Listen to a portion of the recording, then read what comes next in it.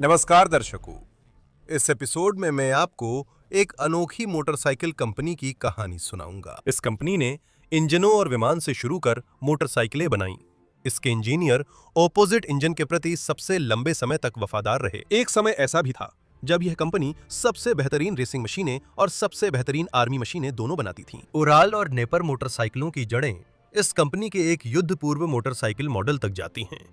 इसी ब्रांड ने tour Enduro वर्ग की शुरुआत की थी। इस कंपनी का नाम BMW है। Bayerische Motorenwerke. और मोटरसाइकिलें शायद ही किसी को उदासीन छोड़ती हैं। कुछ लोग इस तकनीक की तारीफ करते हैं, इसका सपना देखते हैं और इसे पाने की इच्छा रखते हैं, जबकि दूसरे लोग इसे हर वक्त खराब होने वाला घटिया कबाड़ कहते हैं। न्यूट्रल राय कम मिलती है। क्या आप जानते हैं BMW चलाने वाले एक दूसरे को अभिवादन क्यों नहीं करते? क्योंकि वे सुबह सर्विस सेंटर पर मिलते हैं। ठीक है, अब कहानी शुरू करते हैं। आप क्रास मोटो चैनल पर हैं, आनंद लें। माहिर रेसर अर्नस्ट हेनी ने अपनी BMW पर 12 नए विश्व रिकॉर्ड बनाए। अब रेस में रायत की सिर्फ एक मोटरसाइकिल बची है, वो भी शुरुआती बदकिस्मती के चलते। अभी भी पीछे है। ये भावनाओं का उतार चढ़ाव था, यही सबसे सटीक वर्णन है। नई BMW 24 litre tank cardan drive, 2 cylinder boxer engine, electric starter. Ранее история BMW никак не был. प्रारंभिक इतिहास मोटरसाइकिलों से जुड़ा नहीं है। इसमें कई व्यक्ति व कंपनियां शामिल थीं, जो विमानन और इंजन निर्माण से संबंधित थीं। कंपनी का इतिहास कार्ल रैप और गुस्ताव ऑट्टो तक जाता है। पहले का जन्म 1882 में हुआ। उन्होंने 1908 में ज़ुस्त कंपनी में इंजीनियर के रूप में करियर शुरू किया। बाद में वे 1912 तक डेमलर बेंज में तकनीकी निदेशक रहे और फिर फ्लुगवर्क डॉइचलैंड GmbH की शाखा का नेतृत्व किया। फ्लुगवर्क विमान बनाने और बेचने, साथ ही हवाई अड्डों के लिए विशेष उपकरण के डिजाइन और निर्माण का काम करती थीं। और कार्ल राप वास्तव में कंपनी के प्रबंधक थे। 1913 में शेयरधारकों ने उत्पादन बंद करने का फैसला किया। राप ने उत्पादन क्षमता खरीदकर अपनी कंपनी बना ली। कार्ल आंतरिक दहन इंजनों पर काम कर रहे थे और उनका सपना था कि इनका निर्माण सिर्फ हवाई जहाजों के लिए ही नहीं बल्कि कारों के लिए भी किया जाए। दूसरे का जन्म 1883 में हुआ था और वे निकोलाउस ऑट्टो के बेटे थे, उस व्यक्ति के जिन्होंने 4 स्ट्रोक आंतरिक दहन इंजन बनाया था। गुस्ताव ऑट्टो का इंजनों और तकनीक के प्रति प्रेम शायद उनके पिता से था। हालांकि उनके पिता का निधन गुस्ताव के 7 साल की उम्र में हो गया था। पढ़ाई के बाद ऑट्टो जूनियर ने म्यूनिक की बायरिश ऑटो गैराज में काम किया और कार मोटरसाइकिल रेसिंग भी की। लेकिन युवा इंजीनियर की आत्मा को सच में उभरती हुई विमानन दुनिया ने मोह लिया था। गुस्ताव हमेशा खुद को साबित करने की कोशिश करता रहा, लेकिन अपने प्रसिद्ध पिता की छाया से बाहर निकलना उसके लिए मुश्किल था। 1910 में उसने अपनी कंपनी गुस्ताव ऑट्टो फ्लुगमाशीन फैब्रिक स्थापित की। यह भी विमान निर्माण उद्योग से जुड़ी थी। 1914 में प्रथम विश्व युद्ध शुरू होता है। युद्ध सिर्फ मौत विनाश नहीं बल्कि कुछ क्षेत्रों के विकास को भी बढ़ाते हैं, और इन क्षेत्रों में से एक होगी हाल ही में उभरा विमानन उद्योग। सरकार ने इंजन और हवाई जहाज विकास पर अच्छा पैसा दिया था। इस क्षेत्र में कई आविष्कारक, उद्योगपति और कंपनियां सक्रिय थीं, जो अपनी खोजें और प्रोटोटाइप सरकार को पेश कर रही थीं। उनका उद्देश्य था कि वे सरकारी अनुबंध का जितना बड़ा हिस्सा हासिल कर सकें। इस प्रक्रिया में कंपनियां बनती थीं, एक दूसरे में मिलती थीं, बंद हो जाती थीं वगैरह। सब कुछ 1913 में शुरू हुआ, जब 2 कंपनियों रैप मोटोरेनवर्के और ऑटो फ्लुगमाशीनन फैब्रिक को मिलाने का विचार आया। रैप और ऑट्टो विमान निर्माण में लगे थे, पर व्यापार में सफल नहीं हुए, जबकि ऑट्टो की शुरुआती परियोजनाएं सफल थीं। उन्हें लगातार उत्पादन की लाभप्रदता और मुनाफा कमाने से जुड़ी समस्याओं का सामना करना पड़ता था। सीधे शब्दों में कहें तो गुस्ताव एक अच्छे इंजीनियर और तकनीकी विशेषज्ञ थे, लेकिन पैसे गिनना और उत्पादन का प्रबंधन करना उनके लिए मुश्किल था। जैसे जैसे युद्ध बढ़ा, उत्पादन समस्याएं बढ़ीं और 1915 में ऑट्टो को कंपनी का राष्ट्रीयकरण करने की सिफारिश की गई। अंत में सरकार ने कंसोर्टियम बनाया। सभी ने पैसे जुटाए और गुस्ताव से कहा कि अब सब हमारे अनुसार होगा, फालतू बातें बंद करो।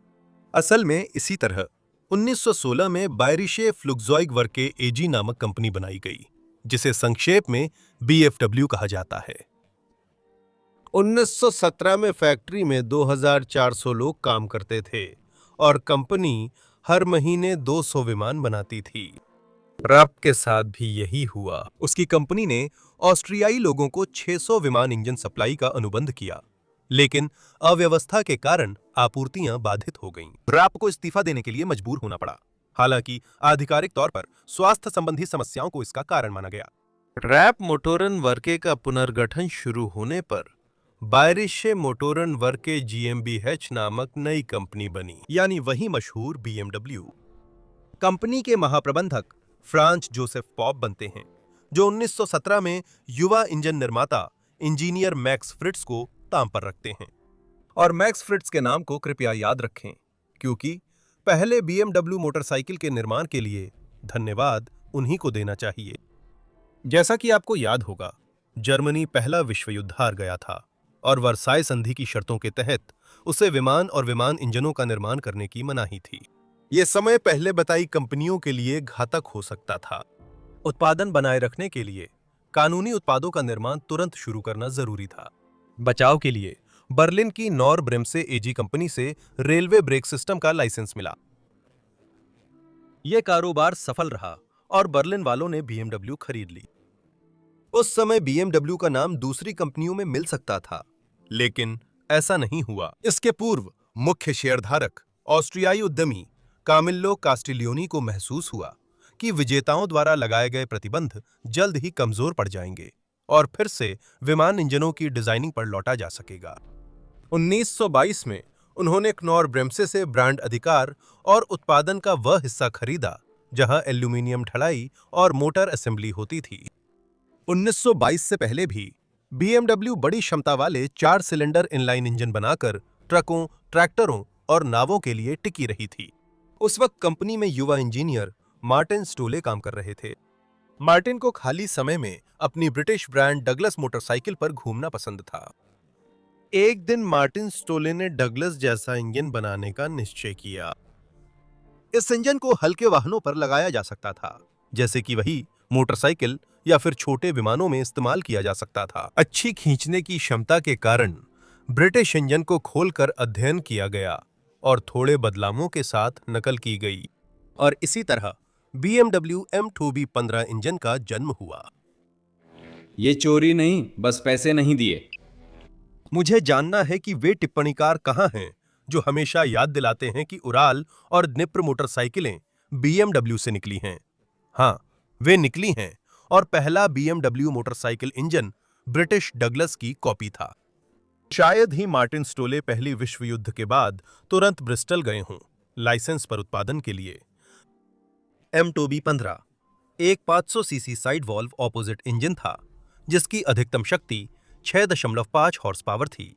इंजन ने जर्मनी में अपनी उच्च विश्वसनीयता और स्मूथ चलने के कारण तुरंत प्रसिद्धि पाली, और जल्द ही स्टोले की यह डिजाइन गेलियस, बिजोन, CMV, कोरोना, होका ब्रांड के मोटरसाइकिलों में लगाई जाने लगी। लेकिन सबसे सफल मशीनें विक्टोरिया मोटरसाइकिलें रहीं, जहां मार्टिन स्टोले जल्द ही काम करने चले गए। इन सभी मशीनों में वही इंजन इस्तेमाल होता था जैसा लोकप्रिय और बार बार नकल की गई डगलस मोटरसाइकिल में होता था। अब कमिल्लो कास्टिलियोनी की शख्सियत पर लौटते हैं। 20 के दशक की शुरुआत में वो लगभग बंद हो चुकी विमानन कंपनी बायरिशे फ्लुगज़ॉइग वर्के AG BFW का प्रतिनिधित्व करते हैं। ये वही कंपनी है जिसे ऑट्टो ने शुरू किया था और जिसने युद्ध के बाद गेलियस मोटरसाइकिलों की छोटी सी श्रृंखला बनाई। BMW और BFW एक ही नाम BMW के तहत एकीकृत हुए।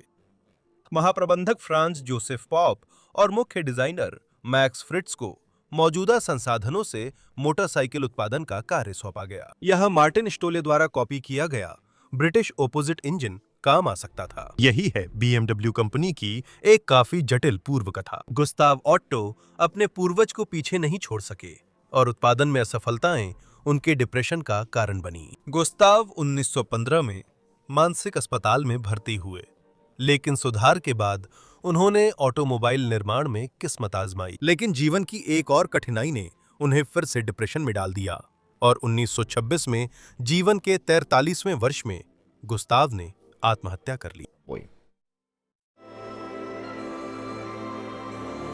BMW के मुख्य इंजीनियर मैक्स फ्रिट्ज ने पहली मोटरसाइकिल के विकास में हिस्सा लिया। मैक्स आसान रास्ता चुनकर जनता को विक्टोरिया या गेलियस मोटरसाइकिल जैसी डिजाइन दिखा सकते थे, लेकिन सब कुछ अलग ही हुआ। डिजाइन से पहले कास्टिलियोनी, पॉप और फ्रिट्ज ने अधिग्रहित हो चुकी BMW की गेलियस मोटरसाइकिल की बनावट का अध्ययन किया। थोड़ी देर निरीक्षण करने के बाद फ्रिट्ज ने निराशाजनक फैसला सुनाया। गेलियस के साथ सबसे अच्छा यही किया जा सकता है कि उसे तालाब में डुबो दिया जाए। तो बात ये है, मैं आसान भाषा में समझाता हूँ। तुम्हें डुबोया जाएगा और मैं एक कप चाय पीऊंगा।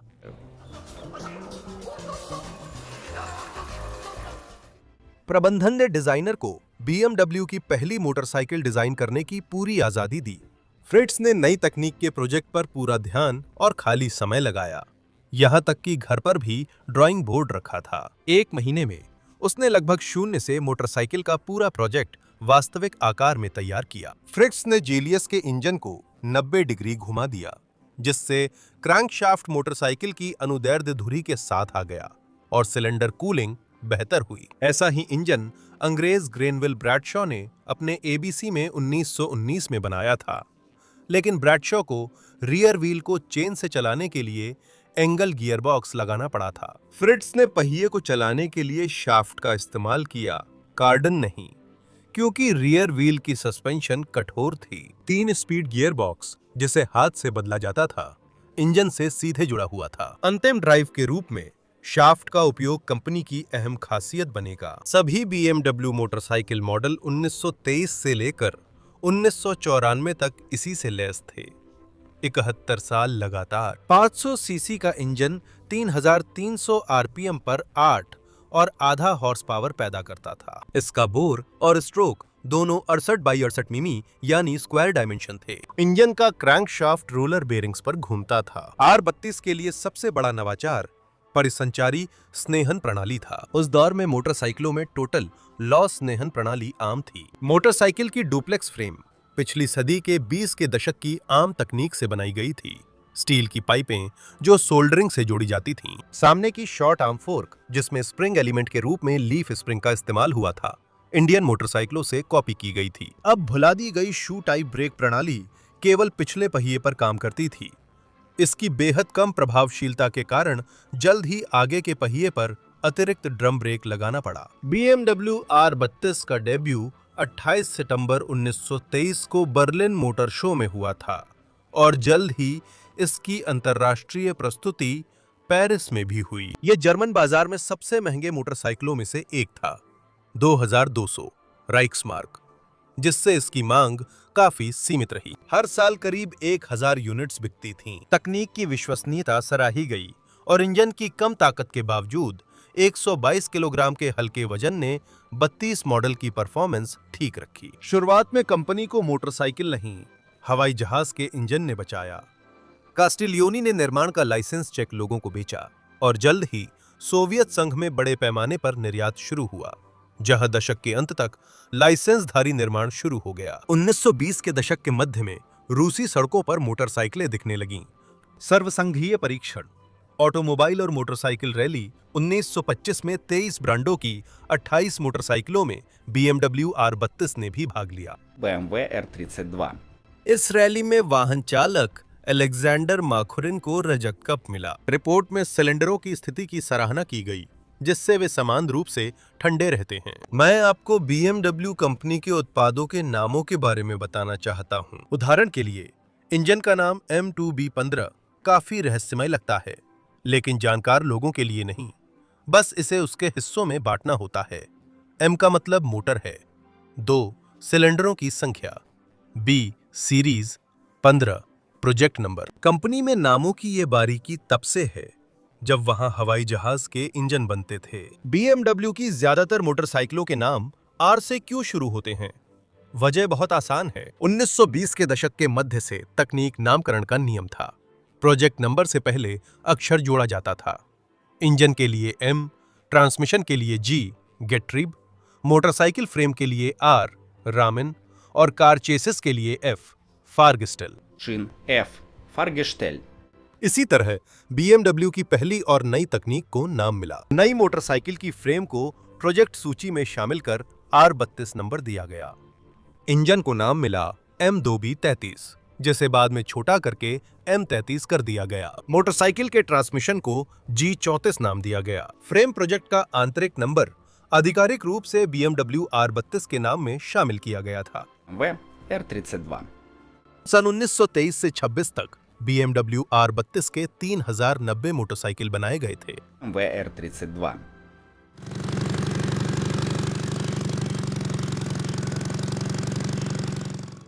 किसी भी मोटरसाइकिल ब्रांड के लिए मोटर स्पोर्ट और इस क्षेत्र में बड़ी उपलब्धियां लोकप्रियता और पहचान दिलाती हैं, और इसलिए इनका बिक्री, कंपनी की समृद्धि और आगे के विकास पर सकारात्मक असर पड़ता है। BMW ने रेस में भागीदारी को गंभीरता से लिया। कंपनी का पहला मॉडल जीत के लिए उपयुक्त नहीं था। स्पोर्ट्स मॉडल विकसित करना जरूरी था, जिसमें विमान इंजन की तकनीक और अनुभव काम आए। 1923 से BMW में रुडोल्फ श्लाइखेर, जो डिग्रीधारी इंजीनियर और मोटरसाइकिल रेसर थे, ने इस परियोजना को आगे बढ़ाया। सन 1924 में R37 मॉडल तैयार हो गई थी, जिसे दिसंबर में जनता के सामने पेश किया गया। इससे पहले ये मोटरसाइकिल 500 सीसी वर्ग में जर्मनी चैंपियनशिप जीत चुकी थी। श्लाइखर ने मोटरसाइकिल के लिए R32 की 500 सीसी इंजन बेस पर स्पोर्ट्स इंजन डिजाइन किया। सिलेंडर हेड्स में ऊपर की ओर वॉल्व थे और वे एल्यूमीनियम के बने थे। वॉल्व्स पुश रॉड से चलाए जाते और सब कुछ पूरी तरह सील था। उस समय के लिए ये एक बड़ी उपलब्धि थी।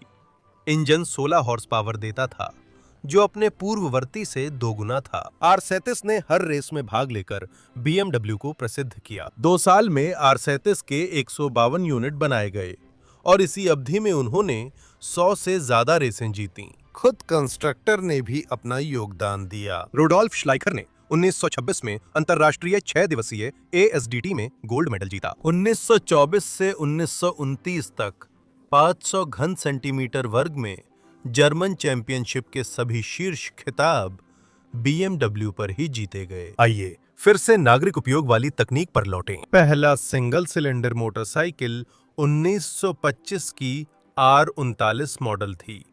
चेसिस लगभग R32 और R37 के समान थी। इसमें सिंगल सिलेंडर इंजन लगा था, जिसकी क्षमता 250 घन सेंटीमीटर और पावर 6 हॉर्स पावर थी। Мощностью 6 лошадиных сил.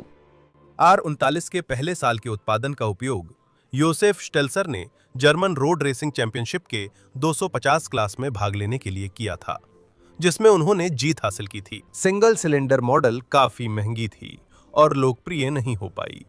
इसका उत्पादन 1927 में बंद कर दिया गया था। 26 नवंबर 1925 को बर्लिन में BMW R42 ने डेब्यू किया, BMW R42.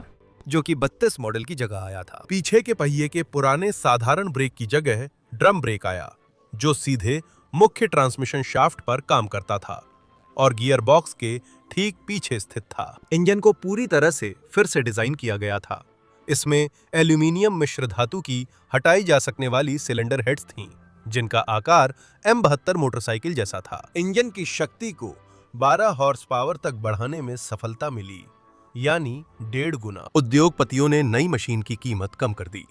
R42 की कीमत 1510 राइक्समार्क थी। अंत में 42वें मॉडल ने अपने पूर्वज की तुलना में 2 गुने यूनिट्स का उत्पादन किया। BMW के इंजीनियरों ने नए मॉडल के लॉन्च के बाद ज्यादा आराम नहीं किया। सिर्फ 28वें साल तक ही उन्होंने 2 मॉडल पेश कर दिए। निचले वॉल्व वाले बॉक्सर इंजन 500 सीसी R52 और 700 सीसी R62। इंजन डिजाइन में मॉड्यूलर सिद्धांत अपनाया गया था। दोनों इंजनों की पिस्टन स्ट्रोक 78 मिलीमीटर थी, जिससे क्रैंकशाफ्ट और कनेक्टिंग रॉड्स भी समान थे। अलग अलग इंजन क्षमता सिलेंडर के डायमीटर से हासिल किया गया था।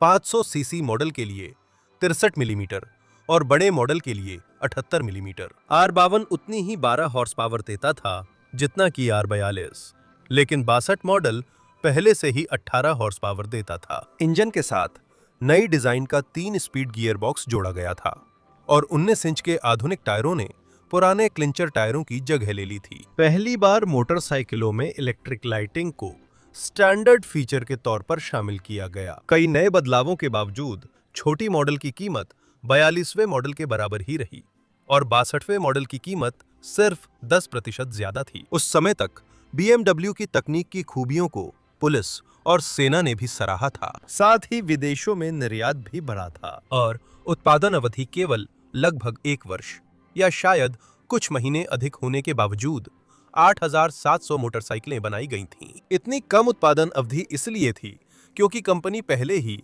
नई मॉडल R11 के निर्माण के लिए तैयार हो चुकी थी। इसकी खासियत थी एक बिल्कुल नया फ्रेम। पुरानी ट्यूबलर ब्रेस्ड संरचना साइडकार के साथ इस्तेमाल में टिक नहीं पाती थी और उत्पादन में भी महंगी थी। इसलिए कंपनी के इंजीनियरों ने नया डिजाइन बनाया। इसे दबाकर बनाए गए 2 हिस्सों से बनाया गया, जिन्हें रिवेट्स से और आगे के हिस्से में वेल्डिंग से जोड़ा गया। प्रेस हिस्सों को रिवेट्स और कास्ट निचली ट्रैवर्स से जोड़कर आगे की फोर्क बनाई जाती थी, जिसमें वही डिजाइन और क्वार्टर एलिप्टिक स्प्रिंग रहती थी। लेकिन पावर यूनिट वही पुराना रहा, 750 सीसी बॉक्सर इंजन, जिसकी पावर 18 हॉर्स पावर थी। 500 सीसी मॉडल का उत्पादन बंद हो गया। 5 साल में BMW ने करीब 7,500 R11 बनाए। इनकी मजबूती और विश्वसनीयता के कारण यह सिर्फ जर्मन ही नहीं, अन्य सेनाओं में भी पसंद की गईं। और अब आपके लिए एक और दिलचस्प तथ्य। R11 पहला मोटरसाइकिल था जो मॉस्को यातायात नियंत्रण विभाग की सेवा में आया था। इन मोटरसाइकिलों की थोड़ी सी संख्या 1930-1931 में खरीदी गई थी। R11 के साथ R16 मॉडल भी बनती थी, जिसमें ज्यादा ताकतवर ओवरहेड वॉल्व बॉक्सर इंजन था और ये टूरिस्ट मोटरसाइकिल के रूप में पेश हुई थी। 736 सीसी के इंजन की ताकत 25 हॉर्स पावर थी और 1934 के आखिरी वर्जन में इसकी ताकत बढ़कर 33 हॉर्स पावर हो गई थी। 5 साल में R16 की 1006 इकाइयां बनी थीं। ध्यान से देखने वाला दर्शक पहली नजर में एक छोटी सी असंगति देख सकता था। 28वें से 29वें तक लगभग 9,000 मोटरसाइकिलें बनाई गईं और फिर पसंदीदा और भरोसेमंद R11 की 5 साल में सिर्फ 7,500। ऐसा कैसे? इतिहास याद कीजिए, 1929 में क्या हुआ था। खासकर काला गुरुवार 24 अक्टूबर और उसके बाद के कुछ दिनों में महामंदी शुरू हुई और उसकी गूंज जल्द ही जर्मनी तक भी पहुंच गई। इसके बाद वाइमर गणराज्य की अर्थव्यवस्था का पतन हुआ और BMW के बड़े इंजन वाले बेहतरीन लेकिन महंगे मोटरसाइकिल ज्यादातर लोगों की पहुंच से बाहर हो गए। BMW प्रबंधन ने जल्द समझा कि सस्ती आम लोगों के लिए मोटरसाइकिल लाना जरूरी है। इसी तरह 1931 में R2 मोटरसाइकिल आई, जिसमें 198 सीसी का ओवरहेड वॉल्व इंजन था, जिसकी ताकत 6 हॉर्स पावर थी। यही क्षमता न कि 250 सीसी जैसी कि R39 में थी, जानबूझकर चुनी गई थी। तब के कानूनों के अनुसार 200 सीसी से कम इंजन वाली मोटरसाइकिल के लिए ड्राइविंग लाइसेंस जरूरी नहीं था। इस तरह BMW अपना ग्राहक वर्ग बढ़ाना चाहता था। पहले साल में R2 के 4,161 यूनिट्स बेचे गए, जिनकी कीमत 975 मार्क थी। उसी साल का R11 1,750 का था। एक साल बाद सिंगल सिलेंडर मॉडल्स की रेंज में 400 सीसी की मोटरसाइकिल R4 जुड़ गई और 36वें साल में 200 सीसी की जगह 300 सीसी इंजन वाली R3 मॉडल आई। 30 के दशक के मध्य तक जर्मनी में हालात बदल गए थे। अब अर्थव्यवस्था उभर रही थी। इसका असर बनने वाली मोटरसाइकिलों की रेंज पर भी पड़ा। BMW तकनीक के विकास में एक महत्वपूर्ण मील का पत्थर था। दुनिया में पहली बार बड़े पैमाने पर बनने वाली मोटरसाइकिलों पर हाइड्रोलिक शॉक एब्जॉर्बर के साथ टेलीस्कोपिक फ्रंट फोर्क का आना। सन 1935 में 14 फरवरी 1935 को बर्लिन में ऑटोमोबाइल प्रदर्शनी में BMW ने टेलीस्कोपिक फोर्क वाली पहली 2 मोटरसाइकिल मॉडल पेश की। ये थी निचले वॉल्व वाला मॉडल R12 और ऊपरी वॉल्व वाला टूरिंग मॉडल R17। मोटरसाइकिलें क्रमशः R11 और R16 का विस्तार थीं। R12 में वही निचले वॉल्व वाला ऑपोजिट इंजन लगा था। 2 अलग-अलग वर्जन के कार्बोरेटर इस्तेमाल करने की वजह से इसके इंजन की ताकत 18 या 20 हॉर्स पावर थी। ये साधारण, भरोसेमंद और रखरखाव में आसान था। इंजन गर्मी में ज्यादा गर्म नहीं होता था और ठंड में एग्जॉस्ट गैसों से कलेक्टर गर्म होने के कारण आसानी से स्टार्ट हो जाता था। पहिए आपस में बदलने लायक थे और गियर बॉक्स 4 स्पीड वाला हो गया था।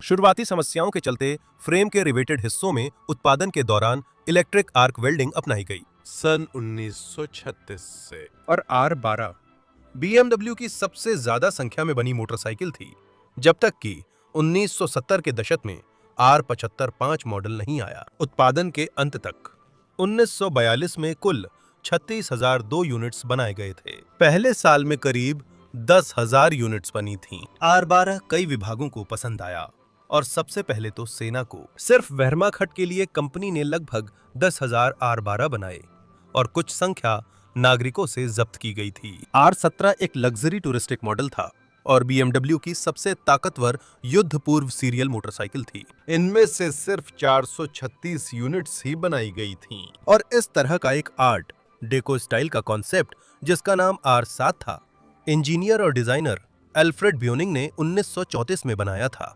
लेकिन प्राथमिकता R17 मॉडल को दी गई थी। ब्यूनिंग ने पूरे 1930 के दशक में BMW में काम किया और कई अहम डेवलपमेंट्स में योगदान दिया। तीसरे दशक के मध्य तक BMW मोटरसाइकिलों में पैरों से गियर बदलना आम हो गया था, पर ब्रांड के प्रशंसकों को अचानक झटका न लगे, इसलिए कुछ समय तक हाथ से चलने वाला सिस्टम भी रखा गया। बर्लिन ऑटो शो 1936 में BMW ने उस समय का अपना सबसे स्पोर्टी मोटरसाइकिल पेश किया, जो 494 सीसी का R5 था। 3-кубовый R5. नए इंजन में टनल टाइप क्रैंककेस था, जो एक सिलेंडर वाले R2 इंजन जैसा था। हल्की पूरी धातु की फ्रेम, अंडाकार ट्यूबों और क्रांतिकारी टेलीस्कोपिक फ्रंट फोक के साथ मोटरसाइकिल की बेहतरीन सड़क पर प्रदर्शन का वादा करती थी।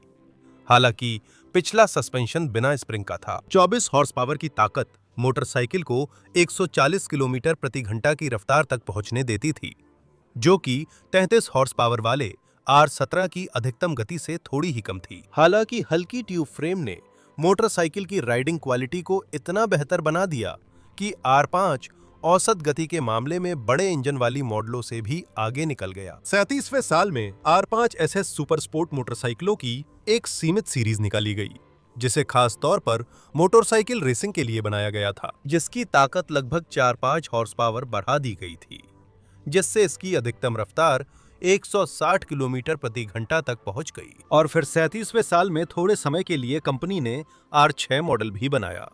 इंजन की क्षमता को 600 सीसी तक कम करने के लिए सिलेंडर का डायमीटर घटाया गया था। R6 R12 मॉडल से थोड़ा हल्का और तेज था और थोड़ा सस्ता भी था। सेना को यह थोड़ा कमजोर लगा, लेकिन पुलिस ने इस मशीन को पसंद किया। जर्मनी की डाक सेवा ने भी इन मशीनों को खरीदा। एक सिलेंडर वाले मॉडल का विकास जारी रहा और उनमें टेलीस्कोपिक फोर्क का उपयोग होने लगा। R2 और R3 की जगह 1937 में R20 मॉडल आई, जिसका इंजन वॉल्यूम भी उसी सीमा में था जिससे बिना लाइसेंस के चलाया जा सकता था। इसी साल R4 की जगह R35 मॉडल आई। R35 खासतौर पर सरकारी विभागों, पुलिस और सेना के लिए डिजाइन किया गया था। इसे बेहद मजबूत, सख्त और भरोसेमंद माना जाता था। 37वें साल म्यूनिख में इसका उत्पादन शुरू हुआ और 40वें साल में 35 का निर्माण बंद हुआ, क्योंकि वह वेहरमाख्ट की जरूरतों के अनुसार नहीं था। 1938 तक 200 घन सेंटीमीटर तक के इंजन वाली मोटरसाइकिल के लिए ड्राइविंग लाइसेंस जरूरी नहीं था। इस नियम को बदल दिया गया और 250 घन सेंटीमीटर तक के इंजन वाली मोटरसाइकिलों के लिए ड्राइविंग लाइसेंस की एक नई श्रेणी शुरू की गई। BMW कंपनी की प्रतिक्रिया ये थी कि उन्होंने इंजन की क्षमता को सीमा तक बढ़ा दिया। इसी तरह R23 मॉडल आई और R20 के मालिकों के लिए कंपनी ने इंजन की क्षमता को नए मानक 250 सीसी तक बढ़ाने के लिए एक किट पेश की। 38वें साल में BMW ने जनता को नया बॉक्सर इंजन वाली मोटरसाइकिल सीरीज पेश की। इन मोटरसाइकिलों की खासियत BMW के इतिहास में पहले बार पिछले पहिए की प्लंजर सस्पेंशन थी। अब पहिया फ्रेम और इंजन के साथ गियर बॉक्स के मुकाबले हिलने डुलने लगा, इसलिए शाफ्ट में कार्डन जॉइंट लगाया गया। ये मॉडल्स थे R51, R61, R71 और R66। 2 में साइड वॉल्व इंजन थे, बाकी 2 में overhead valve engine. R51 R5 model का अगला वर्जन था और R66 ने 17वीं मॉडल की जगह ली थी। R61 और R71 ने R6 और R12 की जगह ली थी। जैसा आपको याद होगा, 12वां मॉडल 42वें साल तक साथ बनता रहा था। इन मॉडलों में से एक यानी R71 सोवियत मोटरसाइकिल M72 के लिए प्रोटोटाइप बनी थी। याद है मैंने कहा था कि कंपनी की पहली रेसिंग मोटरसाइकिल मॉडल R37 ने BMW को प्रसिद्धि दिलाई थी। 500 सीसी क्लास रेसों में जीत 24वें से 29वें साल तक और कुल मिलाकर 100 से ज्यादा अलग अलग जीतें। पिछले अध्याय में मैंने रेसिंग और आम तकनीक की कहानियां नहीं मिलाई, लेकिन अब समय है कि हम 20वीं सदी के 20वें-30वें दशकों की रेसिंग, हाई परफॉर्मेंस इंजन मोटरसाइकिलों और बवेरियन दो पहिया रॉकेट्स पर बात करें। 26वें साल में BMW के इंजीनियर R37 की जगह नई स्पोर्ट्स मोटरसाइकिल डिजाइन करने की चुनौती का सामना कर रहे थे, जिसे बड़े पैमाने पर बनाया जा सके। मोटरसाइकिल को सस्ता बनाना जरूरी था। 27वें साल में आई R47 मॉडल में वही पुराना 500 सीसी का 16 हॉर्स पावर वाला बॉक्सर इंजन इस्तेमाल किया गया था, लेकिन बाकी कई हिस्सों को आसान और सस्ता बना दिया गया था, खासकर फ्रेम, फोर्क और इलेक्ट्रिकल सिस्टम। इससे लागत में 35% की कमी आई और इस मोटरसाइकिल के 720 यूनिट्स बनाए गए। 28वें साल में कंपनी ने रेसिंग तकनीक का और विकास करते हुए BMW R63 मॉडल पेश किया। यह ब्रांड की पहली रेसिंग मोटरसाइकिल थी जिसमें 750 सीसी का इंजन था।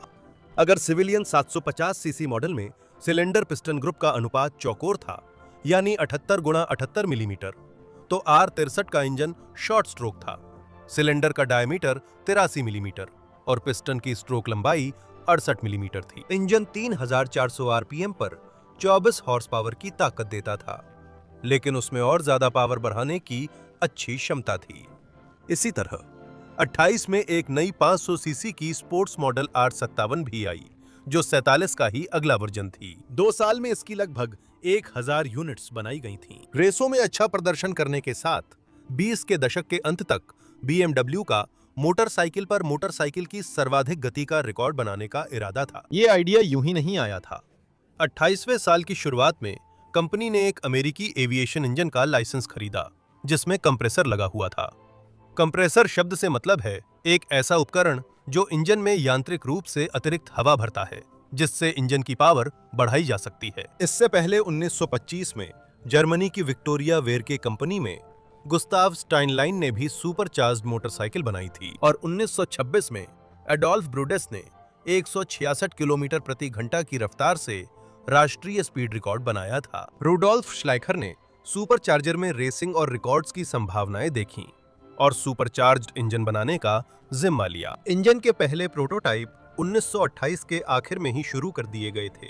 उस समय तक श्लाइखर BMW से जा चुके थे। उन्होंने शुरू किया गया काम रेसिंग मैकेनिक योसेफ होफ और रेसर अर्न्स्ट हेन्ने को सौंप दिया। अर्न्स्ट याकूब हेन्ने रेसिंग टीम में इससे पहले 1926 में ही शामिल हो गए थे। कंपनी की रेसिंग मशीन पर उन्होंने 1926 में 500 घन सेंटीमीटर वर्ग में और 1927 में 750 वर्ग में जर्मनी के चैंपियन का खिताब जीता। साथ ही वे 1928 में इटली में हुई टारगा फ्लोरियो रेस के विजेता भी बने। इसके बाद एपेनाइन प्रायद्वीप के लोगों ने जर्मन तकनीक पर ध्यान दिया। हॉफ और हेन्ने ने काम सफलतापूर्वक पूरा किया। सुपरचार्जर वाली मोटरसाइकिल 1929 में पूरी तरह तैयार हो गई थी। मॉडल का नाम WR750 रखा गया।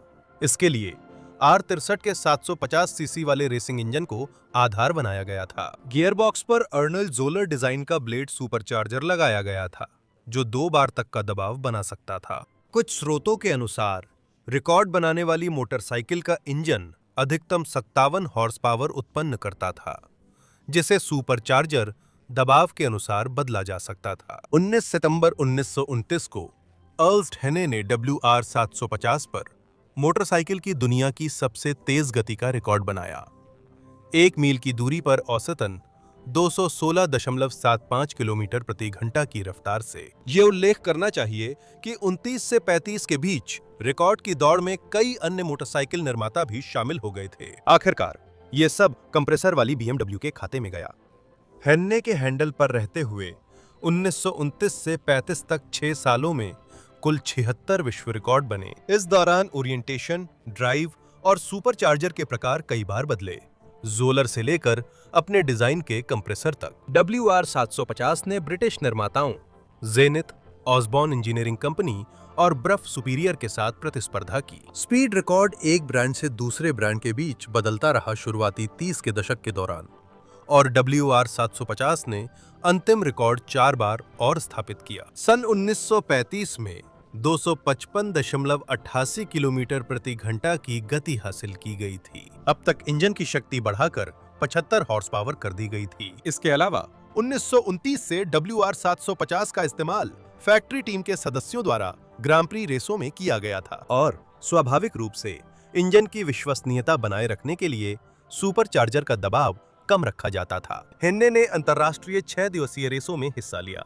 और विजेता जर्मन टीमों के सदस्य थे। 33, 34 और 35 में इन रेसों, रिकॉर्डों और दौड़ों में कंपनी ने अपनी और देश की प्रतिष्ठा अंतर्राष्ट्रीय स्तर पर बचाई। हर देश के लिए अपने निर्माताओं, अनुसंधान और रेसिंग टीमों का समर्थन करना खास मायने रखता है। BMW के साथ भी ऐसा ही हुआ। 20 के दशक के अंत से ही कंपनी को सरकार से सब्सिडी मिल रही थी और जब नाजी और एडोल्फ हिटलर 1933 में सत्ता में आए तो ये मदद और भी बढ़ गई, क्योंकि असफल ऑस्ट्रियाई कलाकार अपने महाद्वीपीय राजनीतिक साथियों को किसी भी तरह से, जिसमें खेल प्रतियोगिताओं और रेस में जीत भी शामिल थी, राष्ट्र की श्रेष्ठता दिखाना चाहता था।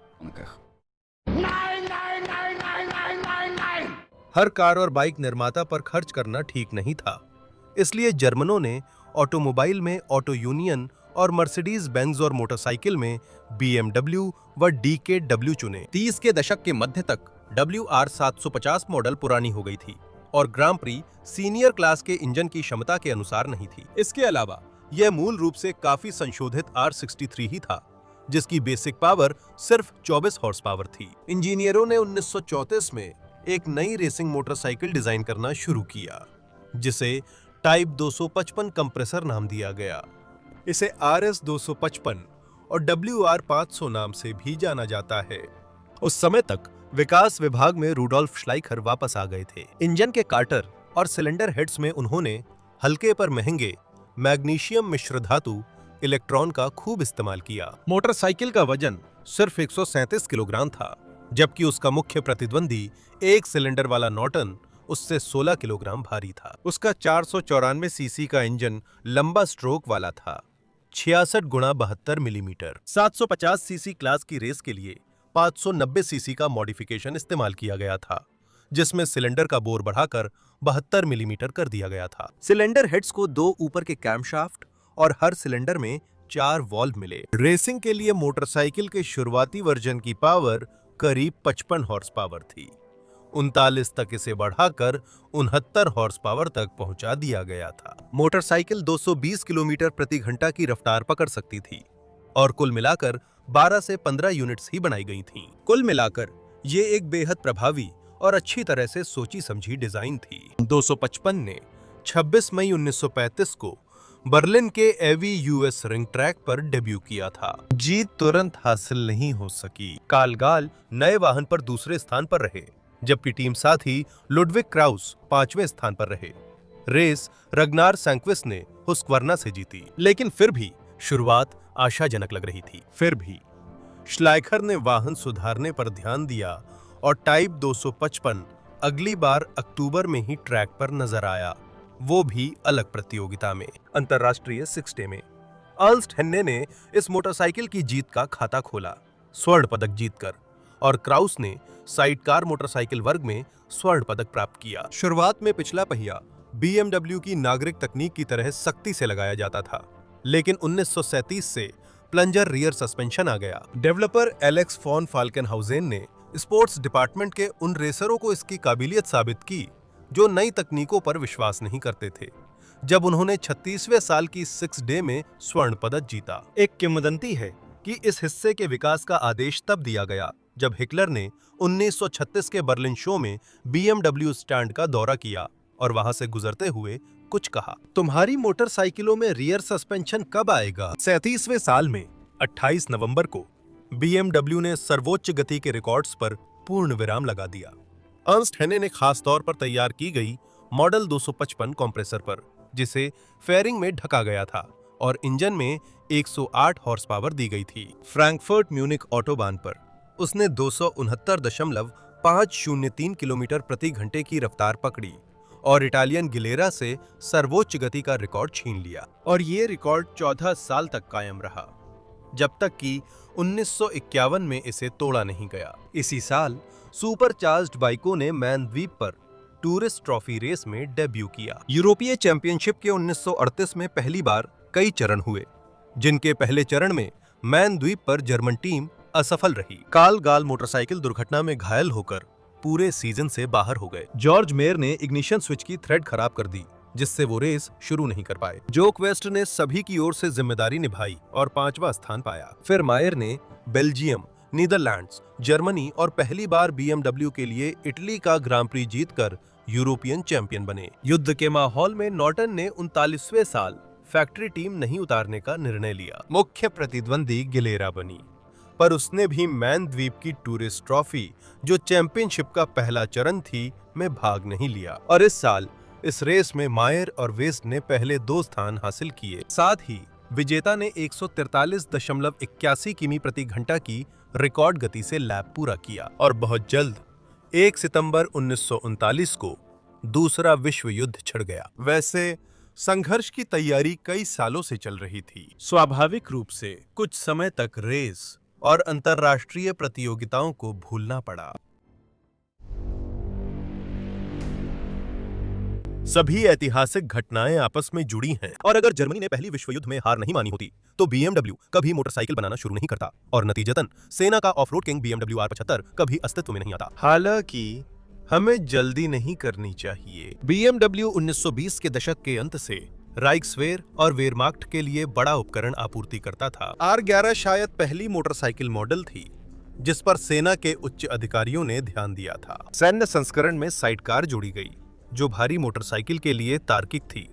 वास्तव में R11 को भारी सैन्य मोटरसाइकिलों के विकास की शुरुआत माना जाता है। इसके बाद बेहद मजबूत R12 मॉडल आई, जिसे सैनिकों ने इतना पसंद किया कि पुराना डिजाइन होने पर भी इसका उत्पादन 1942 तक चलता रहा। नतीजतन R12 न केवल जर्मन सेना की सबसे ज्यादा बनने वाली भारी मोटरसाइकिल बनी, बल्कि कई दशकों तक सबसे ज्यादा बनने वाली मोटरसाइकिल भी रही। डिजाइन सरल और कम रखरखाव वाली थी, इसलिए यह लोकप्रिय हो गई। एकमात्र कमी जो पूर्वी मोर्चे की कठोर परिस्थितियों में इस्तेमाल के दौरान सामने आई, वो थी पहिए और फेंडर के बीच कम दूरी, जो कि मोटरसाइकिल के मूल रूप से नागरिक इस्तेमाल के लिए बने होने की देन थी। यह सीमित जगह जल्दी ही कीचड़ और बर्फ से भर जाती थी, जिससे आगे बढ़ना मुश्किल हो जाता था। वेयरमाख्ट आमतौर पर स्टेयर कंपनी की साइडकार के साथ BMW R12 का इस्तेमाल करती थी। निर्माण के दौरान एक मानक साइडकार BW40 आई, जिसमें टॉर्शन सस्पेंशन था। साइडकार मोटरसाइकिल की एक ताकत भी थी और कमजोरी भी। एक तरफ ये मशीन गन लगाने या सामान ले जाने की सुविधा देती थी, लेकिन दूसरी तरफ उबड़ खाबड़ रास्तों पर ये एंकर की तरह काम करती थी। शायद R12 के आधार पर सेना को आपूर्ति की संभावना वाला सबसे अनोखा प्रोटोटाइप 1936 में बनाया गया था। इंजीनियर रिमर श्मिट ने श्नीकराद नाम की स्नोमोबाइल बनाई। एक बड़ा ट्रैक मोटरसाइकिल के चारों ओर लिपटा था। ऊपर ड्राइवर धातु के कवर से सुरक्षित था।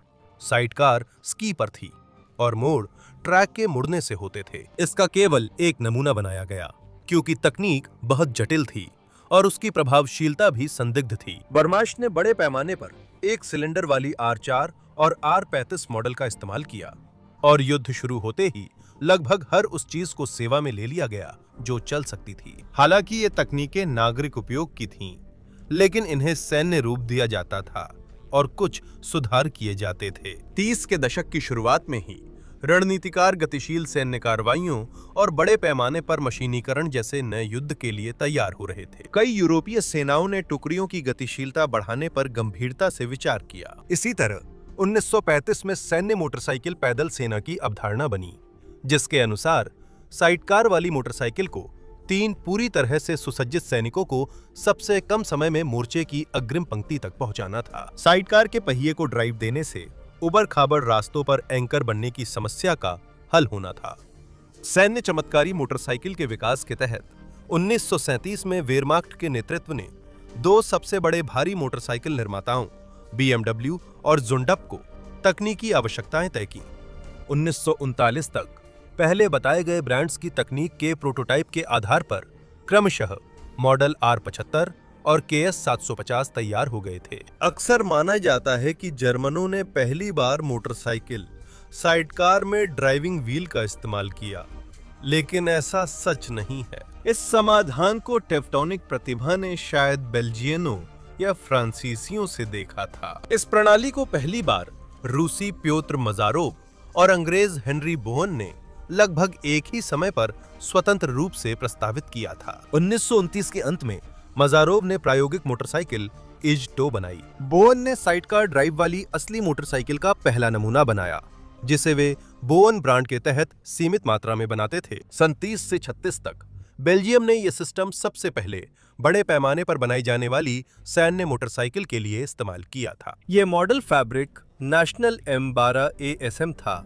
जो सन 37 की शुरुआत में आया था। कुछ समय बाद फ्रांसीसी लोग नोम एरोन मोटरसाइकिल मॉडल लेकर आए। जर्मन सैन्य मोटरसाइकिलों के विकास में परीक्षण दौड़ों ने, खासकर अंतर्राष्ट्रीय 6 दिवसीय प्रतियोगिता ने बहुत महत्वपूर्ण भूमिका निभाई। इसका खास असर कई मोटरसाइकिल कोर की तैयारी पर पड़ा, जो जर्मन बख्तरबंद डिवीजनों की अग्रदस्ता बन गईं। R75 बहुत सोच समझकर भरोसेमंद और कम देखभाल वाला था, लेकिन इसकी कीमत सेना की क्यूबल वैगन कार से भी ज्यादा थी। यह जरूरी है कि R75 का निर्माण उत्पादन काल में बदलता रहा। इंजन के पुर्जे, बाहरी उपकरण, रंग रूप आदि बदले गए। पहली वर्षन का आधिकारिक नाम नहीं था, पर आमतौर पर इसे यूरोप या साइबेरिया कहा जाता था। बाद के वर्षनों में सबसे प्रसिद्ध सहारा वर्षन था, जिसे अफ्रीका में रोमेल ने इस्तेमाल किया। कुल मिलाकर 1940 से 1944 तक BMW के 16,500 मोटरसाइकिलें बनाई गई थीं। BMW R75. लेकिन युद्ध के बड़े पैमाने के लिए यह संख्या कम थी और तकनीकी रूप से लगभग परिपूर्ण चमत्कारी मोटरसाइकिल भी जर्मनी के पक्ष में युद्ध का रुख नहीं बदल सकी। BMW R75 सबसे ज्यादा बनने वाली सैन्य मोटरसाइकिल है, लेकिन वर्मा चैक में सबसे ज्यादा बनी शायद R12 ही हुई थी। 12.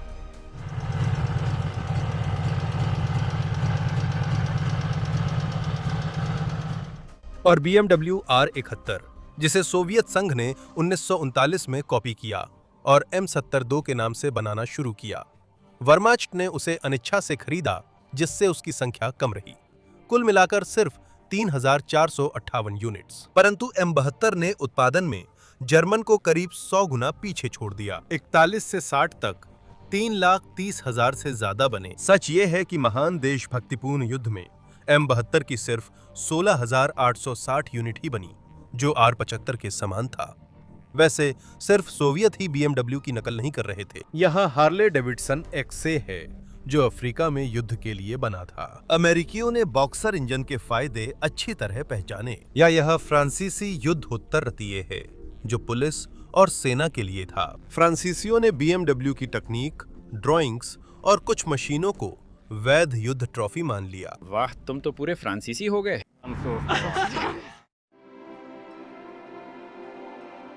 द्वितीय विश्व युद्ध का परिणाम सबको पता है। 8 मई 1945 को फासीवादी जर्मनी और उसकी सशस्त्र सेनाओं की बिना शर्त आत्मसमर्पण की संधि पर हस्ताक्षर किए गए। खैर, युद्ध 2 सितंबर 1945 को जापान के आत्मसमर्पण से खत्म हुआ। फिर BMW के साथ क्या हुआ? वास्तव में यह मानना भोला होगा कि वेरमाख्त के लिए मेहनत कर और बंदियों का श्रम इस्तेमाल करने वाली कंपनी को कोई नहीं छुएगा।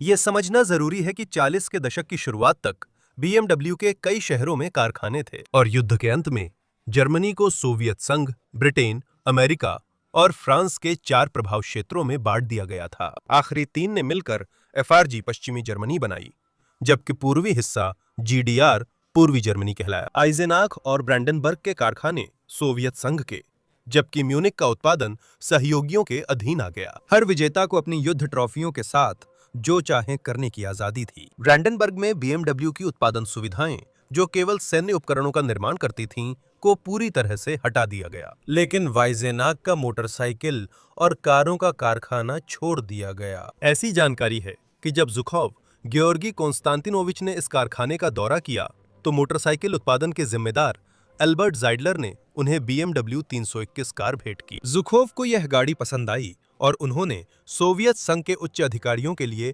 5 गाड़ियां बनवाने का आदेश दिया और फिर सिलसिला चल पड़ा। जुलाई 1945 में ही आदेश संख्या 93 के तहत थ्यूरिंगन ऑटोमोबाइल इंजीनियरिंग फैक्ट्री में नई कारों और मोटरसाइकिलों के उत्पादन को सुनिश्चित करने का निर्देश दिया गया। नवंबर में 321 मॉडल की कार और R35 मोटरसाइकिल का उत्पादन फिर से शुरू हुआ। सितंबर 1946 में आइजेनाक फैक्ट्री ऑटोवेलो कंपनी में शामिल हुई। 1946 से 1948 तक कोई विश्वसनीय उत्पादन आंकड़े नहीं थे।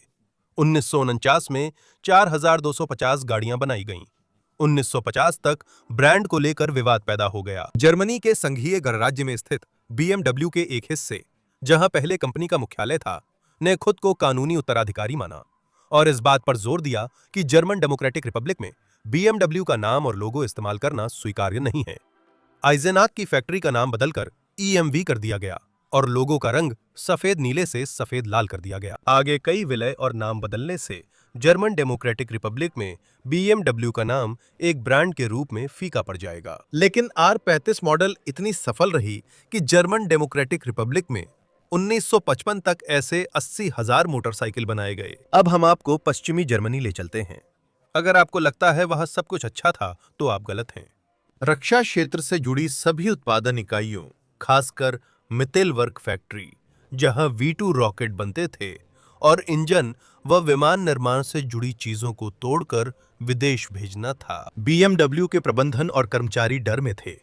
एक युद्ध ने उन्हें जन्म दिया, दूसरा खत्म करने की धमकी दे रहा था। कुछ न कुछ करना जरूरी था। पश्चिमी जर्मनी की कंपनी को उपकरण बनाने और अमेरिकी सेना की तकनीक की मरम्मत में मदद मिलेगी। पहले कुछ साल मोटरसाइकिलों का उत्पादन प्रतिबंधित था, लेकिन देर सबेर ये खत्म होना ही था और ये गलत फैसला नहीं था, मुद्दा था।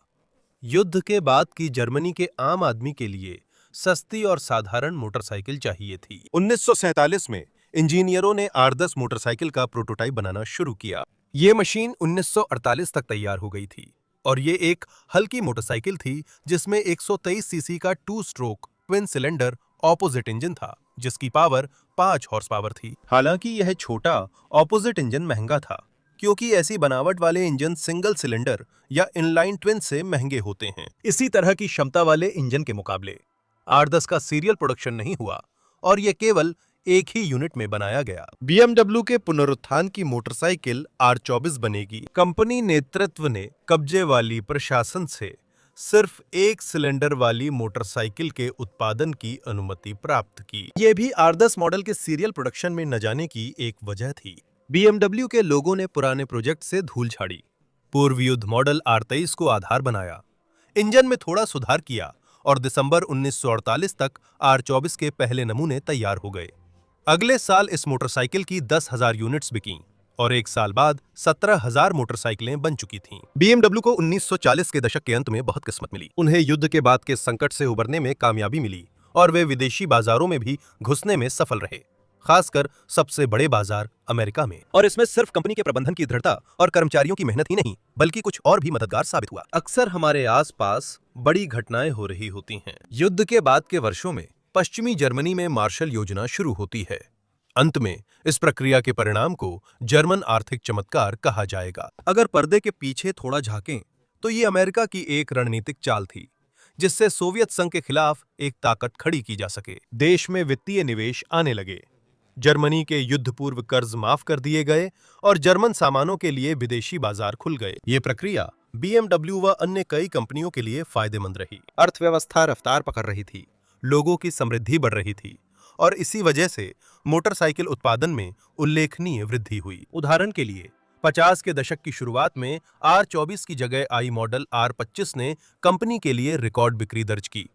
सिर्फ तीसरी पीढ़ी की R25 की ही 47,700 यूनिट्स फैक्ट्री से निकली। धीरे धीरे प्रतिबंध कम होते गए और 50 तक कंपनी ने विपरीत सिलेंडर वाली मॉडल R51/2 पेश की, जो युद्ध पूर्व मॉडल पर आधारित थी, और सिर्फ एक साल बाद ही इसे फैक्ट्री में तीसरी पीढ़ी की R51 ने बदल लिया। इसी 51वें साल में R67 मॉडल भी आई।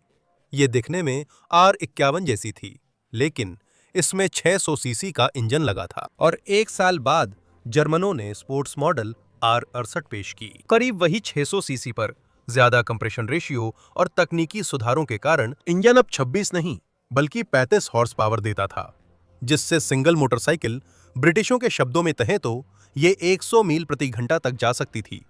सीधे कहें तो करीब 160 किलोमीटर प्रति घंटा। अंतर्राष्ट्रीय इफ्मा मोटर शो में 100 मील की रेस के लिए तैयार की गई R68 मॉडल पेश करके BMW ने दुनिया के बेहतरीन मोटरसाइकिल निर्माताओं की सूची में अपनी वापसी का दमदार ऐलान किया। 55 में BMW की हैवी मोटरसाइकिलों की ऑपोजिट इंजन सीरीज में बड़ा बदलाव आया। नई मॉडल्स R50, R60 और R69 जिन्हें ब्रुसेल्स की प्रदर्शनी में जनता के सामने पेश किया गया।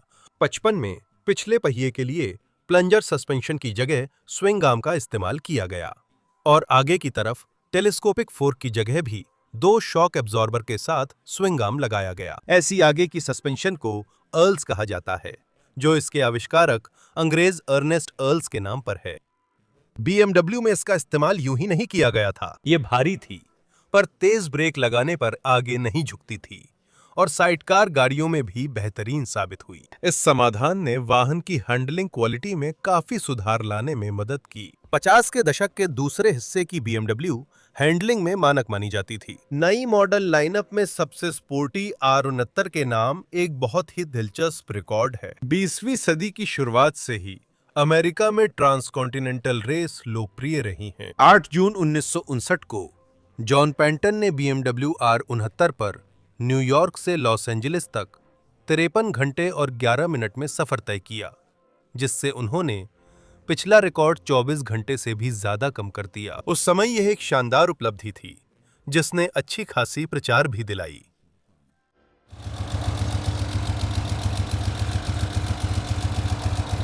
और साथ ही 54 से लेकर 64 तक BMW ने आइसेट्टा नाम की माइक्रो कार लाइसेंस पर बनाई थी। ये एक माइक्रो कार थी जो 1950 के दशक में यूरोप में सस्ती कीमत और उपलब्धता के कारण लोकप्रिय हुई। ये छोटी कार मिलान में स्कूटर और फ्रिज बनाने वाली कंपनी आइसो स्पा में बनाई गई थी, जिसका नेतृत्व रेंजो रेवोल्टा कर रहे थे। इसे इसेट्टा नाम दिया गया, यानी छोटा ईसो। इस कार का डिजाइन बेहद अनोखा और पूरी तरह से पारंपरिकता से हटकर था, जिसने नवंबर 1953 में ट्यूरिन प्रदर्शनी में धूम मचा दी थी। शानदार डेब्यू के कारण कई कंपनियां सामने आईं, जो लाइसेंस पर इजेट्टा बनाना चाहती थीं। जर्मन इजेट्टा में 250 सीसी का R25 इंजन लगाया गया था और 1956 में 300 सीसी वाला वर्जन भी आ गया।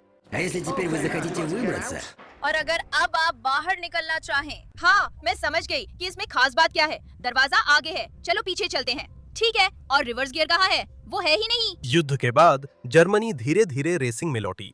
शुरुआती 5 सालों में BMW की सुपरचार्ज्ड 500 सीसी बाइक्स स्थानीय रेसों में छाई रहीं। तबाही के बावजूद कंपनी के इंजीनियरों ने RS 255 मॉडल को और बेहतर बनाया। उन्होंने 2 स्टेज का सुपरचार्जर और हल्के आंतरिक पुर्जे लगाए, जिससे पावर 60 से बढ़कर 80 हॉर्स पावर हो गई। गेorg मेयर ने इसी मशीन पर 1947 से 1950 तक लगातार 4 बार 500 सीसी क्लास में जर्मनी का चैंपियनशिप जीता। उसी समय विश्व मोटर स्पोर्ट कुछ अलग दिशा में चला गया। 1946 में अंतर्राष्ट्रीय मोटर स्पोर्ट फेडरेशन ने सुपरचार्ज्ड मोटरसाइकिलों की भागीदारी पर प्रतिबंध लगा दिया। 1951 तक जर्मनी ने अंतर्राष्ट्रीय मोटरसाइकिल फेडरेशन में वापसी की और नए नियमों का पालन करना पड़ा। BMW ने तय किया कि RS 255 इंजन नेचुरली एस्पिरेटेड होगा। कंप्रेशन रेशियो को 10 के 1 तक बढ़ाकर और 2 अमल फिशर कार्बोरेटर लगाकर डिजाइनरों ने इंजन से 8000 RPM पर 45 हॉर्स पावर निकाली। गौर करने वाली बात यह है कि अंतर्राष्ट्रीय मोटरसाइकिल महासंघ के तहत लौटने के बाद भी शुरू में जर्मन अंतर्राष्ट्रीय प्रतियोगिताओं में हिस्सा नहीं लिया। यूरोप में उनका स्वागत कम हुआ था। सिर्फ 1953 तक ही उन्होंने विश्व चैंपियनशिप के लिए मशीनें तैयार की थीं। इंजीनियरों ने एटमॉस्फेरिक इंजन के साथ नया chassis, Norton featherbed type duplex frame, लंबी लीवर आर्म्स फोर्क और पीछे स्विंग आर्म सस्पेंशन जोड़ा। इस साल भी BMW टीम की विदेश यात्रा केवल मैन द्वीप की टूरिस्ट ट्रॉफी तक सीमित रही और वह भी तकनीकी खराबी के कारण पूरा नहीं हो सका। जर्मनों को यह मामूली परिणाम परेशान नहीं कर सका, खासकर जब 1954 में उन्होंने 24 RS 54 मोटरसाइकिलों का बैच जारी किया। RS का मतलब रेंज स्पोर्ट है और वे फैक्ट्री इंजनों पर प्रयोग करने लगे। सिलेंडर पिस्टन की अलग माप, बड़े वॉल्व, सिलेंडर दीवार पर लाइनरों की जगह Nikasil coating, Bosch direct fuel injection और अन्य कई चीजें। आखिरकार वे 61 हॉर्स पावर हासिल करने में सफल रहे। मिड रेस पर फ्यूल इंजेक्शन सही नहीं चलने पर मुश्किल ट्रैकों पर डेलॉर्टो के 2 कार्ब्यूरेटर वर्जन का इस्तेमाल हुआ जो 58 हॉर्स पावर देती थी। BMW सिंगल के लिए सबसे अच्छा सीजन 56वां साल था जब वॉल्टर सेलर वर्ल्ड चैंपियनशिप में दूसरे स्थान पर रहे, लेकिन इंजन आरसी ने अपनी असली पहचान साइड कार रेसिंग में पाई। शुरुआत में इस खेल में पूरी तरह से दबदबा अंग्रेजों का था जो नॉर्टन मोटरसाइकिलों पर दौड़ते थे, लेकिन 1954 में BMW की फैक्ट्री टीम के सदस्य विल्हेम नोल और फ्रिट्ज क्रोन चैंपियन बने। 4 अक्टूबर 1955 को नोल खास तौर पर बनाई गई BMW मशीन में साइडकार का काम फेयरिंग में बंद तीसरे पहिए ने किया था। साइडकार वर्ग में उसने 18 रिकॉर्ड बनाए। उसकी दर्ज की गई अधिकतम गति 280 किलोमीटर प्रति घंटा थी। कुल मिलाकर BMW साइडकार मोटरसाइकिलों पर रेसर्स ने 1954 से 1974 तक 19 बार विश्व चैंपियन का खिताब जीता। सिर्फ फैक्ट्री टीम के सदस्य ही नहीं बल्कि स्वतंत्र रेसर्स भी, जिन्होंने 1954 में बनी RS-54 के इंजन इस्तेमाल किए, सफल रहे। कंपनी उन्हें नई स्पेयर पार्ट्स देती थी, बशर्ते वे पुरानी घिसी हुई पार्ट्स वापस करें। 50 के दशक के मध्य में यूरोपीय मोटरसाइकिल कंपनियां संकट में थीं। ये सब जनसंख्या की समृद्धि और किफायती छोटी कारों के कारण हुआ। इटली में उदाहरण के लिए फियाट 500 मोटरसाइकिलों का कातिल बन गया, तो ज्यादा से ज्यादा लोग 2 पहियों के बजाय 4 पहियों को पसंद करने लगे। सिर पर छत, कपड़ों पर गड्ढों के छींटे नहीं पड़ते और ऐसी कई बातें हैं। असल में इसी दौर में मोटरसाइकिल के साथ साइडकार की अवधारणा को बड़े पैमाने पर छोड़ना शुरू कर दिया गया और ये संकट BMW को भी नहीं बख्शा। 54 में कंपनी ने 30,000 मोटरसाइकिलें बनाई, लेकिन 57 में तक यह संख्या घटकर 5,500 से भी कम रह गई। 50 के दशक के अंत तक BMW कंपनी आर्थिक कठिनाइयों में थी। BMW मुश्किल से डैमलर बेंज के साथ विलय से बच पाई और इसका श्रेय हर्बर्ट क्वांट और हेरल्ड क्वांट भाइयों की फंडिंग, ऑटोमोबाइल डिवीजन की बढ़ती सफलता और एविएशन इंजन डिवीजन की बिक्री को जाता है। 50 के दशक के अंत तक BMW की मोटरसाइकिलें अवधारणात्मक रूप से पुरानी हो गई थीं। सिंगल सिलेंडर पर कार्डन ड्राइव, तो माफ कीजिए, बॉक्सर इंजन। हाँ, 30 के दशक में वो इंजनों का राजा था, पर 50 के दशक में इनलाइन 4 रेस में आगे थे। साइडकार।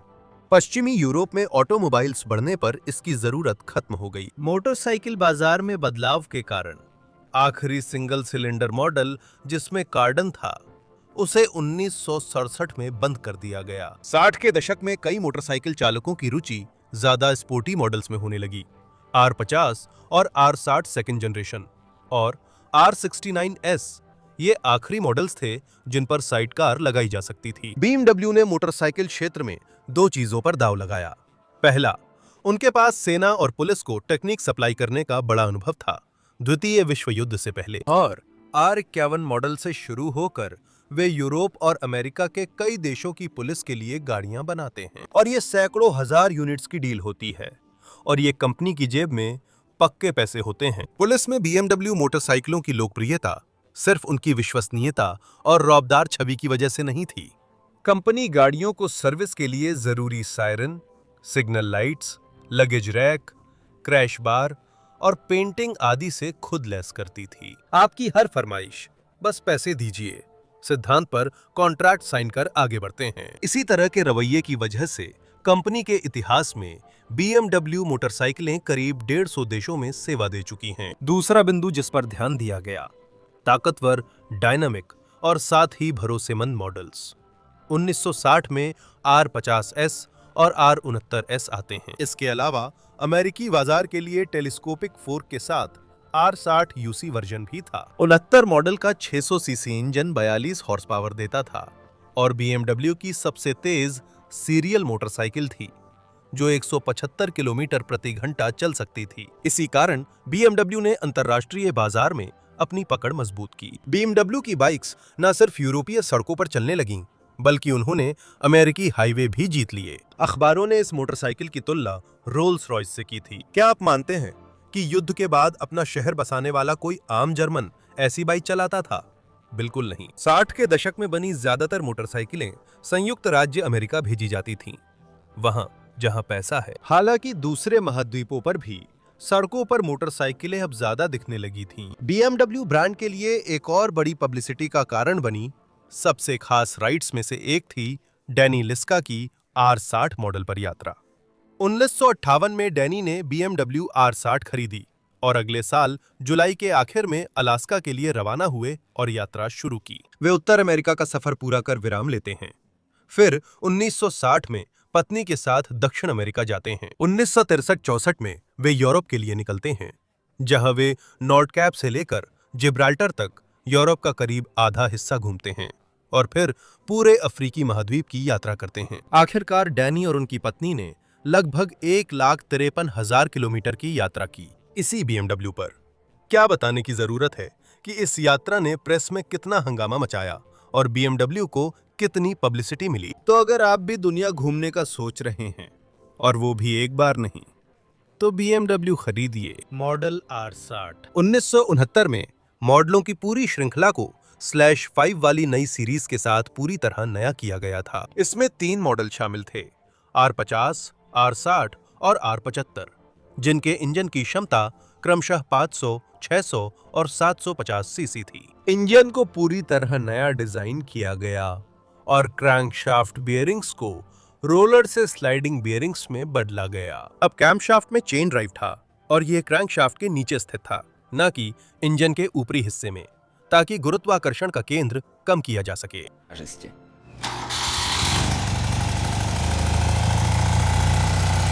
पहली बार इलेक्ट्रिक स्टार्टर उपलब्ध कराया गया था। हालांकि पारंपरिक किक स्टार्टर जो गियर बॉक्स पर लगा था, उसे भी बरकरार रखा गया था। पहले मॉडलों की स्टाइलिंग में क्रोम की साइड पैनल और नया डिजाइन किया गया फ्यूल टैंक शामिल था। 1973 में पीछे का स्विंग आर्म लंबा किया गया, जिससे हैंडलिंग में सुधार हुआ और बड़ी क्षमता वाली बैटरी लगाना संभव हुआ। मॉडल /5 की शुरुआत म्यूनिक से उत्पादन को पश्चिम बर्लिन के स्पांडाउ में नए प्लांट में स्थानांतरित करने के साथ हुई, जहां पहले सीमेंस का विमान इंजन कारखाना था। उस समय तक मोटरसाइकिल के प्रति नजरिया काफी बदल चुका था।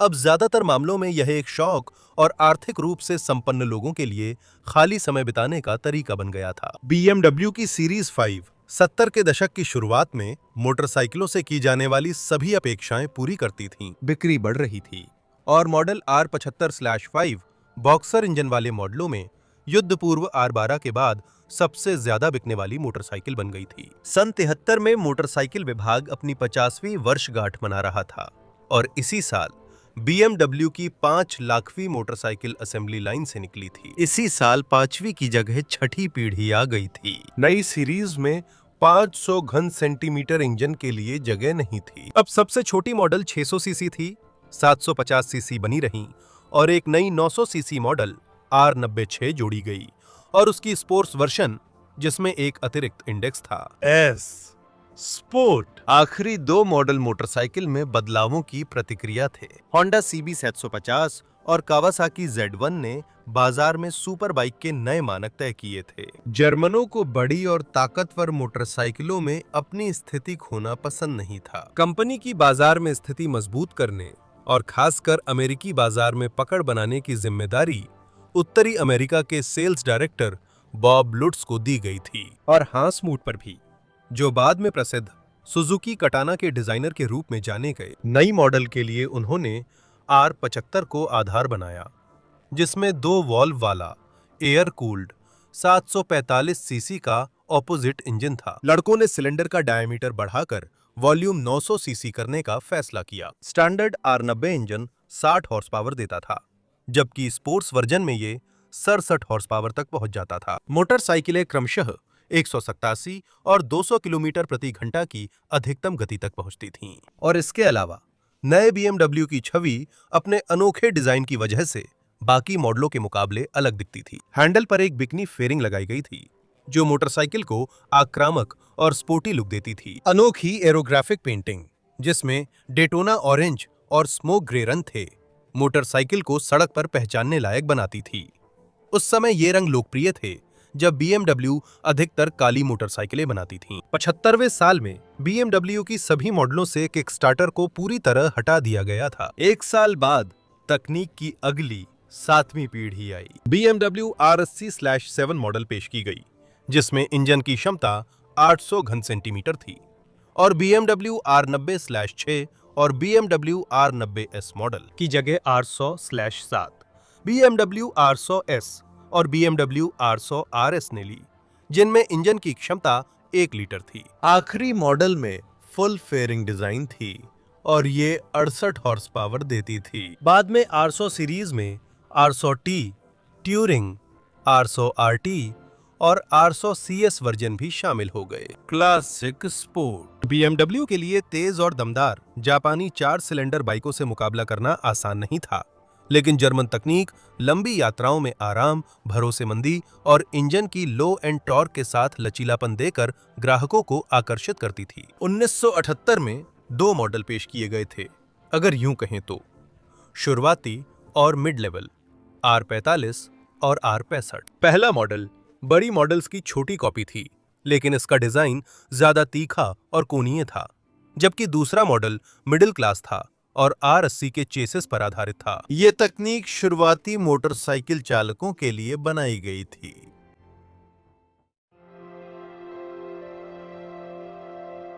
70 के दशक में BMW के लिए समय सामान्य रहा।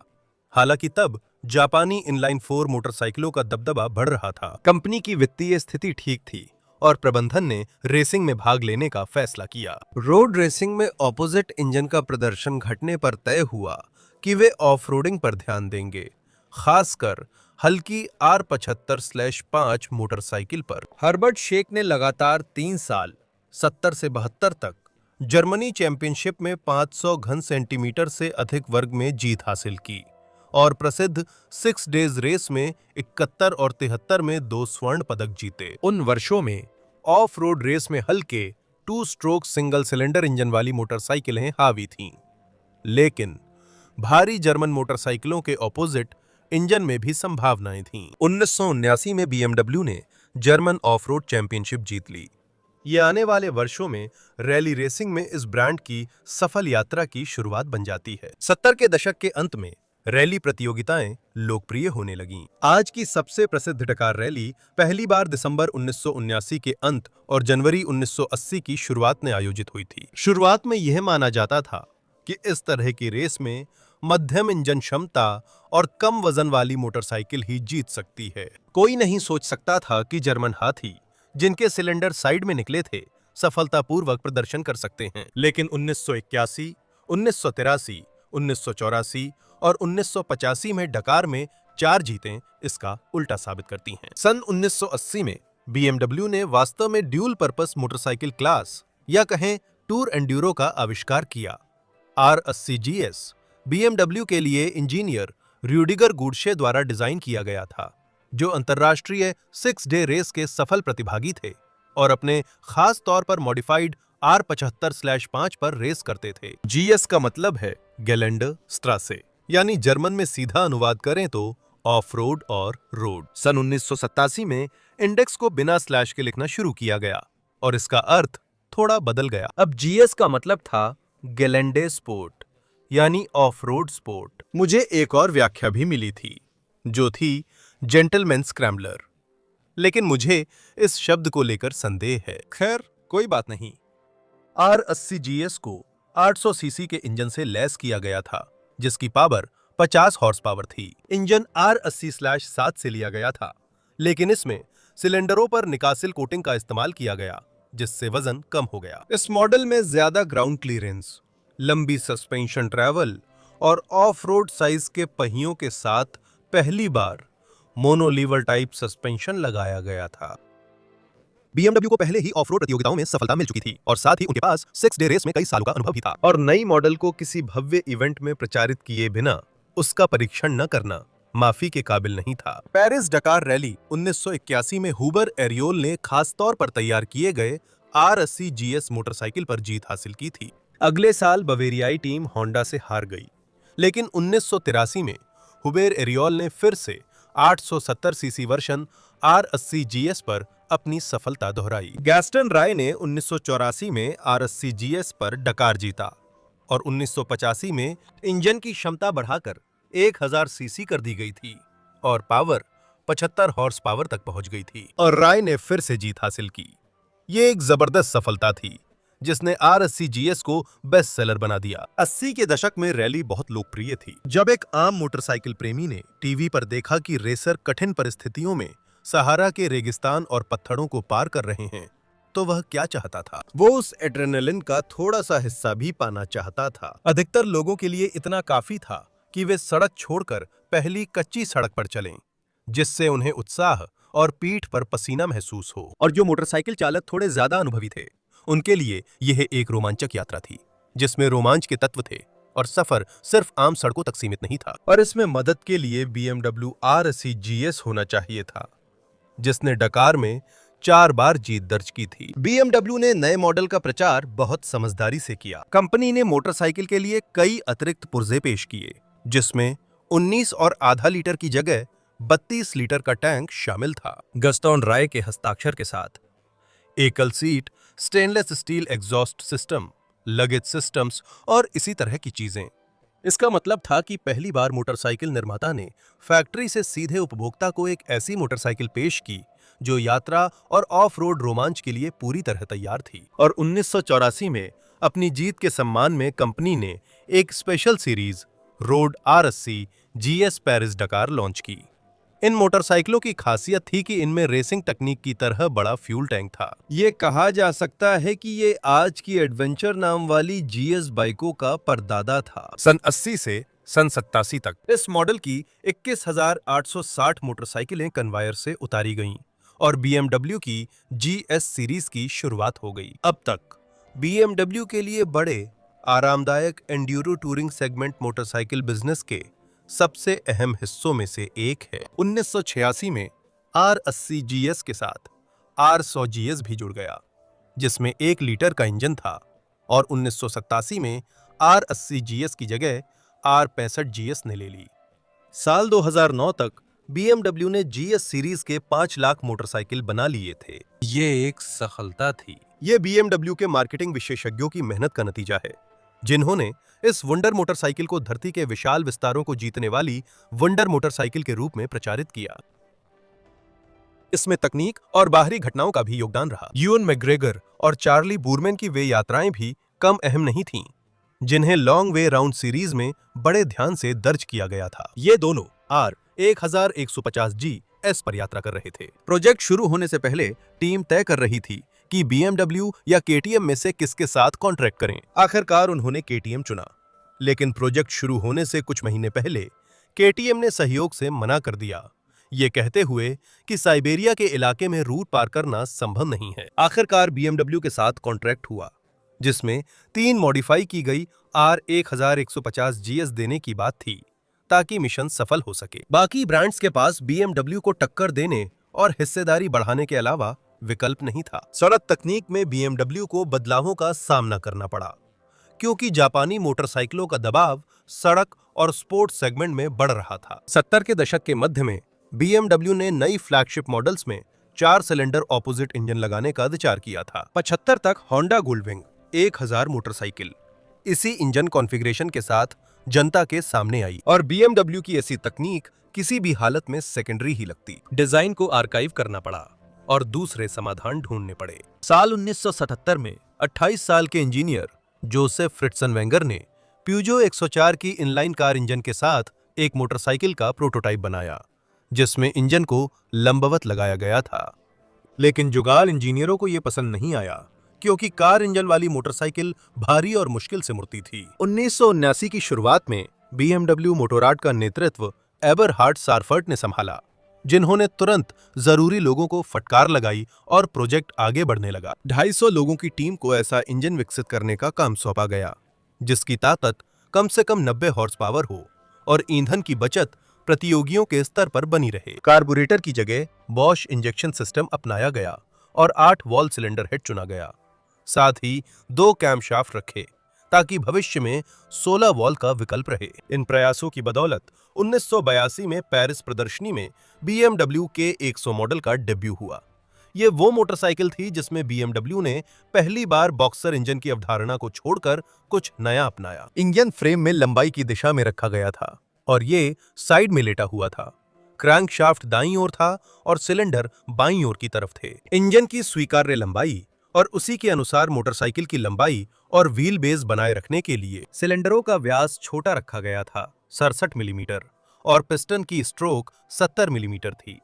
संरचना को हल्का बनाने के लिए इंजन ने फ्रेम के स्ट्रक्चरल एलिमेंट की भूमिका निभाई। रोड के 100 और 1 साल बाद आया स्पोर्ट टूरिंग के 100 RS 80 के दशक की शुरुआत में काफी आधुनिक लगते थे। नई इंजन के आने से विशेषताओं के मामले में जर्मनों ने जापानियों को पकड़ लिया। उन्होंने एक विज्ञापन भी जारी किया जिसमें समुराई के वंशज उड़ती ईंट देखकर हैरान होते हैं। के 100 में निम्नलिखित विशेषताएं थीं।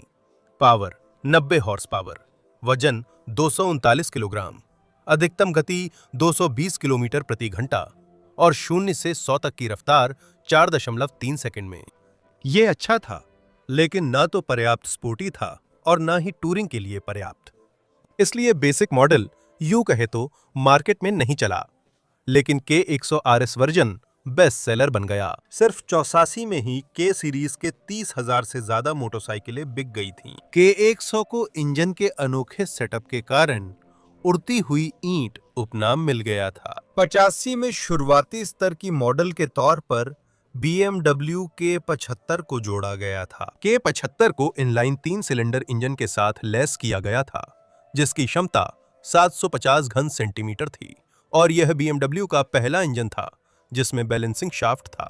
1989 में के 100 मॉडल को अपग्रेड कर इसकी पावर 100 हॉर्स पावर की गई और 8 की जगह 16 वॉल्व हेड लगाया गया। साथ ही पिछले मोनोलीवर की जगह पैरालीवर सस्पेंशन लगाने से मोटरसाइकिल में आराम और कंट्रोल बढ़ा। 80 के दशक के अंत में पैरालीवर BMW मोटरसाइकिलों की पहचान बन गया और 93 में 2 पहिया वाहनों की बनावट में आगे के पहिए के लिए टेलीलीवर सस्पेंशन आ गया। 80 के दशक में मोटरसाइकिलों के लिए उपयुक्त सस्पेंशन खोजने पर कई इंजीनियर काम कर रहे थे। ऐसे विकास इटली में भी हुए थे।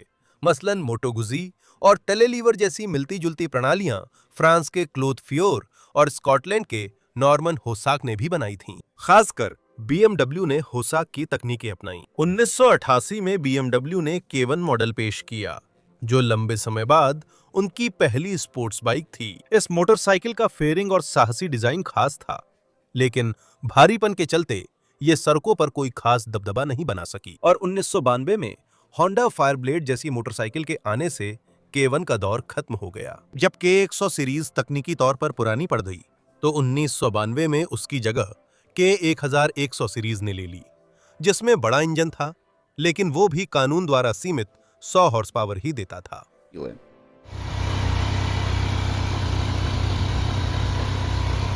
18 मार्च 1991 को BMW ने अपनी 10 लाखवीं मोटरसाइकिल बनाई थी। वो मोटरसाइकिल के 75 RT थी, जो औपचारिक रूप से बर्लिन के अर्थव्यवस्था और प्रौद्योगिकी मामलों के सीनेटर को सौंपा गया। पर्यावरण स्वच्छता के संघर्ष में BMW पहली मोटरसाइकिल कंपनी है जिसने 1991 से 3 घटक उत्प्रेरक कन्वर्टर के जरिए एग्जॉस्ट गैस नियंत्रण की सुविधा दी। 90 का दशक नवाचार जारी है। इस समय तक BMW मोटरसाइकिलों में एंटी लॉक ब्रेकिंग सिस्टम आ चुका था।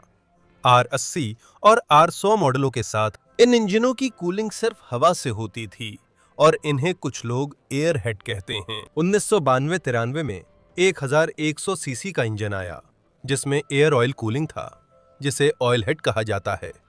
हालांकि R80 GS और R100 GS एयर कूलिंग के साथ अभी भी प्रोडक्शन में बने रहे। 1997 तक, जब BMW R850 सीरीज आई। 80 के दशक से BMW ने एक ही प्लेटफॉर्म पर कई वर्जन के मोटरसाइकिल बनाने की रणनीति अपनाई। उदाहरण के लिए 1100 का बॉक्सर इंजन लें। इसका road version R tour enduro था, या फिर dual purpose motorcycle GS 2 disc R T sport S।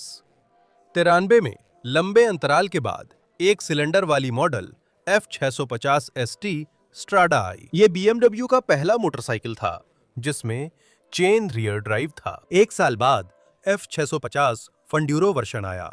यह मोटरसाइकिल इटालियन कंपनी अप्रिलिया के साथ मिलकर बनाई गई थी। इसी वजह से F650 बहुत हद तक पेगासो 650 जैसी दिखती है। यह तकनीक 90 के दशक और उसके बाद के 2000 के दशक में mid capacity single cylinder bikes की बढ़ती लोकप्रियता के जवाब में आई और मॉडलों की रेंज बढ़ाने के लिए बनाई गई। साल 2000 से 2007 तक BMW F650 GS model 3 variants में बनाई गई थी, एंड्यूरो, डकार और मोटार्ड। 1997 में BMW ने R1200C मॉडल से क्रूजर सेगमेंट में किस्मत आजमाई। ये मोटरसाइकिल अमेरिकी मॉडलों की कॉपी नहीं है, इसका डिजाइन अलग है और ये BMW की क्रूजर थीम की नई व्याख्या है। 90 के दशक के अंत में 1150 सीसी का ऑपोजिट इंजन और उससे जुड़ी पूरी मॉडल रेंज पेश की गई थी। BMW के इनलाइन इंजन लगातार विकसित हुए। 1998 से 2009 तक बनी K1200 LT सीरीज BMW की आखिरी मोटरसाइकिलें थीं जिनमें साइड में क्षैतिज 4 सिलेंडर इंजन था। फिर BMW K सीरीज में नया 1200 सीसी इनलाइन इंजन लगाया गया, जो जैसा होना चाहिए फ्रेम के आर पार और 55 डिग्री आगे झुका हुआ था। BMW मोटर राड की बिक्री हर साल बढ़ती रही। 90 के दशक की शुरुआत में ये आंकड़ा सालाना लगभग 30,000 मोटरसाइकिलों का था, लेकिन 2000 के करीब ये 3 गुना बढ़कर 90,000 हो गया। उस समय जब इंजीनियर प्रोजेक्ट R259 के इंजन पर काम कर रहे थे, जिसे बॉक्सर सीरीज में नई जान डालनी थी। हाँ, वही 1100 सीसी का opposite engine, air oil cooling के साथ एक बिल्कुल अलग इंजन और सुपरबाइक क्लास की मॉडल पर भी काम चल रहा था। 1990 में BMW के मुख्य इंजन डिजाइनर हैंस हेगे और उनकी टीम ने liquid cooling, desmodromic valve train और 1 लीटर की क्षमता वाले रेसिंग ऑपोजिट इंजन पर काम शुरू किया। ये काम काफी महत्वाकांक्षी था। 15 साल से भी ज्यादा समय तक रोड रेसिंग से दूर रहने के बाद वर्ल्ड सुपरबाइक में वापसी करना और सभी को, खासकर डुकाटी और उनकी एल ट्विन को धूल चटाना। इसी तरह BMW R1 बॉक्सर प्रोटोटाइप बना। 1992 तक मोटरसाइकिल तैयार हो गई थी। इंजीनियरों ने इंजन को लगभग उल्टा कर दिया ताकि तेज मोड़ों में झुकाव के दौरान वॉल्व कवर सड़क की सतह को न छू सके। ऑर्डर पर डेल्टा बॉक्स एल्यूमीनियम फ्रेम बनाई गई, जिस पर कार्बन फाइबर फेरिंग्स लगे थे। मोटरसाइकिल का ड्राई वजन 160 किलोग्राम था। 1992 में टेस्ट राइड्स शुरू हुई थीं। शुरुआत में इंजन से 132 हॉर्स पावर निकली, फिर कुछ समय बाद 140 हॉर्स पावर हो गई। हालांकि R1 बॉक्सर से जुड़े लोगों के अनुसार मोटरसाइकिल भारी थी। रेस में जीतने के लिए सिर्फ 7वें-8वें स्थान से संतुष्ट होने के बजाय पावर को 15-20 हॉर्स पावर और बढ़ाना जरूरी था। अधिकतम गति 280 किलोमीटर प्रति घंटा थी। ज्यादा चौड़ाई के कारण मोटरसाइकिल सीधा हवा से टकराता था, जिससे स्पीड नहीं बढ़ती थी। 1992 के अंत में BMW के प्रबंधन ने बॉक्सर ट्विन इंजन के चारों ओर ये सब जटिल प्रयास करना व्यर्थ समझा और इस प्रोग्राम को बंद कर दिया। BMW R1 का इकलौता प्रोटोटाइप संग्रह के लिए म्यूनिक भेजा गया। दूसरी दिलचस्प मोटरसाइकिल प्रोटोटाइप से आगे बढ़कर सीरियल प्रोडक्शन में आई। 2000 के दशक के मध्य में BMW ने एक बेहतरीन हार्ड एंड्यूरो बनाने का फैसला किया, जो KTM और जापानी बिग 4 को टक्कर दे सके। नई क्लास की इस मोटरसाइकिल को ऑफ-रोड रेसिंग में ब्रांड की प्रतिष्ठा बढ़ानी थी। 2007 में BMW ने MV अगुस्ता से हुस्कवर्ना ब्रांड खरीदा। हालांकि हल्की और दमदार एंड्यूरो डिजाइन के अनुभव के बावजूद BMW ने अलग रास्ता चुना। इसी तरह मोटरसाइकिल G450 XI, इस मशीन में इस क्लास के लिए कुछ अनोखे तकनीकी समाधान अपनाए गए।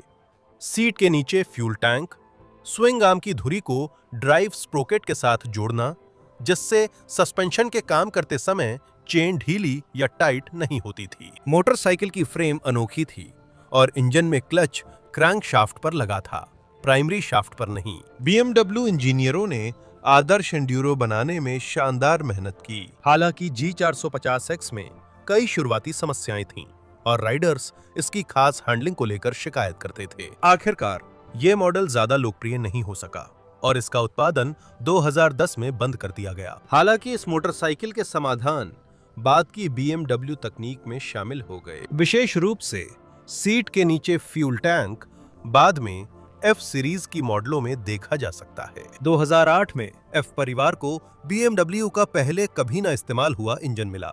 इनलाइन ट्विन F800 परिवार आता है, जो हमारी आधुनिकता में F850 में विकसित होता है और फिर F900 में। ये सब मोटरसाइकिल बाजार की प्रवृत्ति को ध्यान में रखकर किया गया।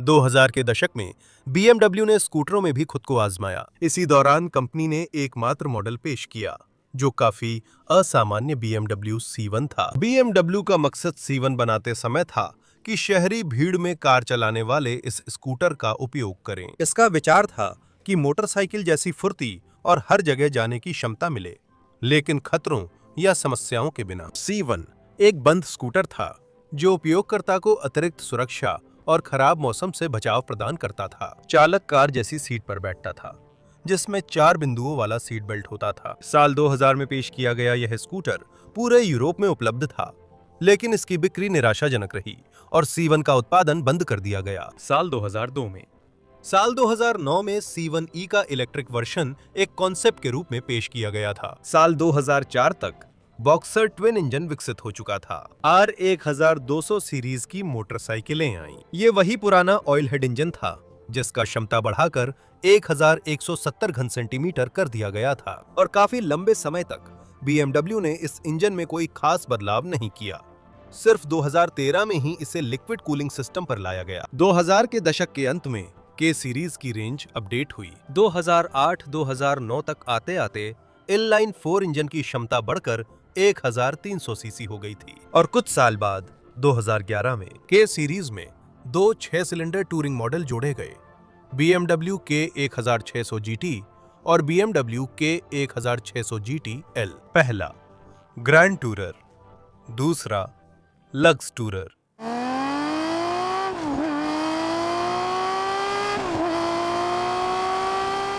नब्बे के दशक की शुरुआत में R1 की असफलता के बावजूद 2000 के दशक में BMW प्रबंधन और इंजीनियरों ने सुपर बाइक बनाने का विचार नहीं छोड़ा, और इस रास्ते में एक महत्वपूर्ण कदम था HP2 सीरीज। आधार के रूप में 1200 बॉक्सर को लिया गया और उसके चारों ओर 3 मोटरसाइकिल मॉडल बनाए गए। HP2 एंड्यूरो 2005 से 2008 तक बनाया गया, HP2 मेगामोटो 2007 से 2010 तक और HP2 स्पोर्ट 2008 से 12 तक बना। पहले 2 मॉडलों को जनता से ठंडा रिस्पांस मिला, लेकिन स्पोर्ट वर्जन को खूब तारीफें मिली।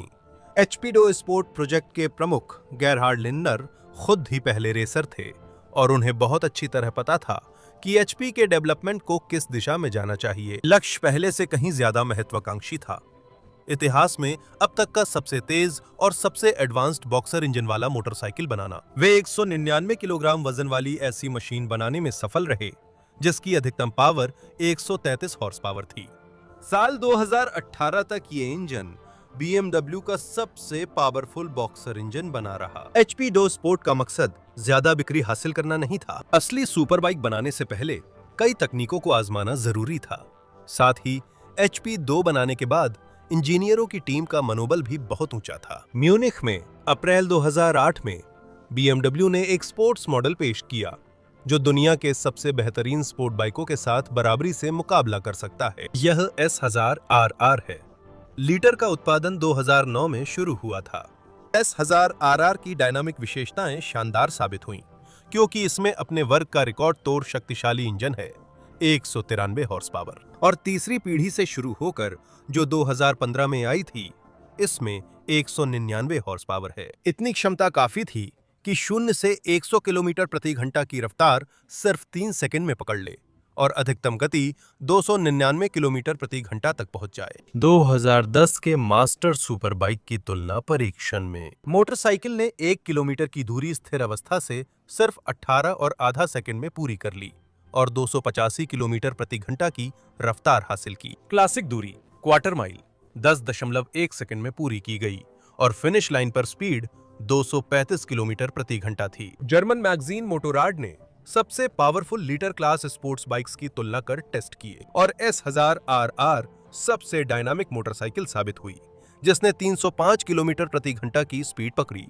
और 0 से 200 किलोमीटर प्रति घंटा सिर्फ 6.9 सेकंड में पहुंच गई। इस तरह BMW S1000 RR ने स्पीड के मामले में 2010 तक के सभी बड़े पैमाने पर बने मोटरसाइकिलों को पीछे छोड़ दिया। BMW S1000 RR पहले ही 2009 में सुपर बाइक वर्ल्ड चैंपियनशिप में हिस्सा ले चुका था। कुछ साल बाद रेसिंग के लिए S1000 RR का और भी स्पेशल वर्जन HP4 नाम से आया और सितंबर 2020 में और भी एडवांस्ड M1000 RR पेश किया गया। ये बाइक शुरू से सिर्फ रेसिंग के लिए सोची गई थी लेकिन इसे आम सड़कों पर चलाने की भी इजाजत थी। इसे होमोलोगेशन कहा जाता है। वैसे ये BMW की पहली मोटरसाइकिल मॉडल है जिसके नाम में M प्रीफिक्स है, जो आमतौर पर कारों के लिए ज्यादा जाना जाता है। असल में ये काफी हद तक संशोधित S1000RR है। इसमें मॉडिफाइड इंजन है जिसकी ताकत 212 हॉर्स पावर है। सस्पेंशन और ब्रेकिंग सिस्टम में काफी सुधार और बदलाव किए गए हैं और फेयरिंग को खास विंग्स मिले हैं जो डाउन फोर्स बढ़ाते हैं। 2014 में S1000XR आया, जो एक तरह का क्रॉसओवर मॉडल है जिसे स्पोर्ट बाइक के थोड़ा रिट्यून किए गए इंजन पर बनाया गया है।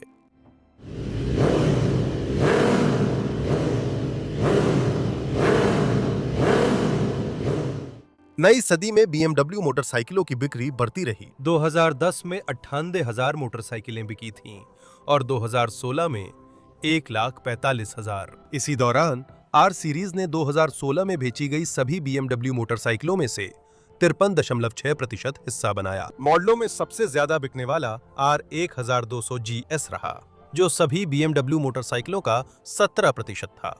2010 के दशक के अंत के करीब BMW ने नया 1250 सीसी का बॉक्सर इंजन पेश किया। इसका आना इस वजह से था क्योंकि प्रतियोगी भी आगे बढ़ रहे थे, खासकर बड़े टूर एंड्यूरो सेगमेंट में, और पुराने अच्छे R1200 GS उस समय तक अपने क्लास के कई बाइक्स से पावर और टॉर्क के मामले में पीछे होने लगा था। इसी तरह R1250 GS और उसकी रोड वर्जन RTI। असल में इसी ट्रेंड को ध्यान में रखते हुए 2024 में GS का 1300 वाला मॉडल आया। ज्यादा पावर और टॉर्क, कम वजन, नया डिजाइन और optional automatic gear box. R18 model का अलग से जिक्र करना चाहिए। ये BMW की दूसरी कोशिश है R1200C के बाद हैवी क्रूजर के मार्केट सेगमेंट में आने की। R18 2020 में आया और इस मॉडल को इतिहास के सबसे बड़े 2 सिलेंडर बॉक्सर इंजन से लैस किया गया, 1.8 litre. Output power 91 horse power है। अधिकतम टॉर्क 158 न्यूटन मीटर है और 2 से 4000 RPM के बीच हमेशा 150 से ज्यादा न्यूटन मीटर उपलब्ध रहता है। पिछले साल से R20 मॉडल के डेवलपमेंट की अफवाहें चल रही हैं, एक क्रूजर जिसमें और भी बड़ा इंजन है। जैसा कि आप अंदाजा लगा सकते हैं, इसका इंजन 2 लीटर का है। पिछले कुछ सालों की मॉडलों के बारे में इतिहास में बात करना मुश्किल है क्योंकि वे बहुत नई हैं और केवल समय के साथ ही यह स्पष्ट होगा कि कौन सा डिजाइन तकनीकी और व्यावसायिक रूप से कितना सफल रहा। BMW कंपनी आत्मविश्वास के साथ आगे बढ़ रही है। दोस्तों, मेरी कहानी यहीं खत्म होती है। इस एपिसोड में मैंने BMW मोटरसाइकिलों के इतिहास को विस्तार से और रोचक ढंग से बताया है। ये कहानी वाकई दिलचस्प है। इसमें अद्भुत किस्मत, बड़ी असफलताएं, सेवा, शुद्ध बुराई और इंजीनियरों की बेहतरीन मोटरसाइकिल बनाने की साधारण इच्छा, इन सब के लिए जगह थी। उतार चढ़ाव, रिकॉर्ड्स और बस कुछ शानदार कहानियां, ये सब BMW का इतिहास हैं। और मुझे उम्मीद है कि अब आप इस मोटरसाइकिल ब्रांड के बारे में थोड़ा और जानते हैं।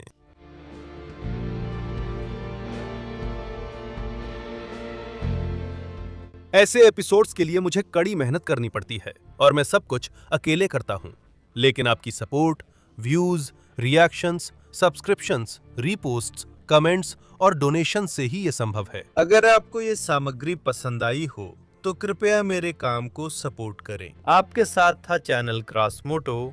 फिर मिलेंगे।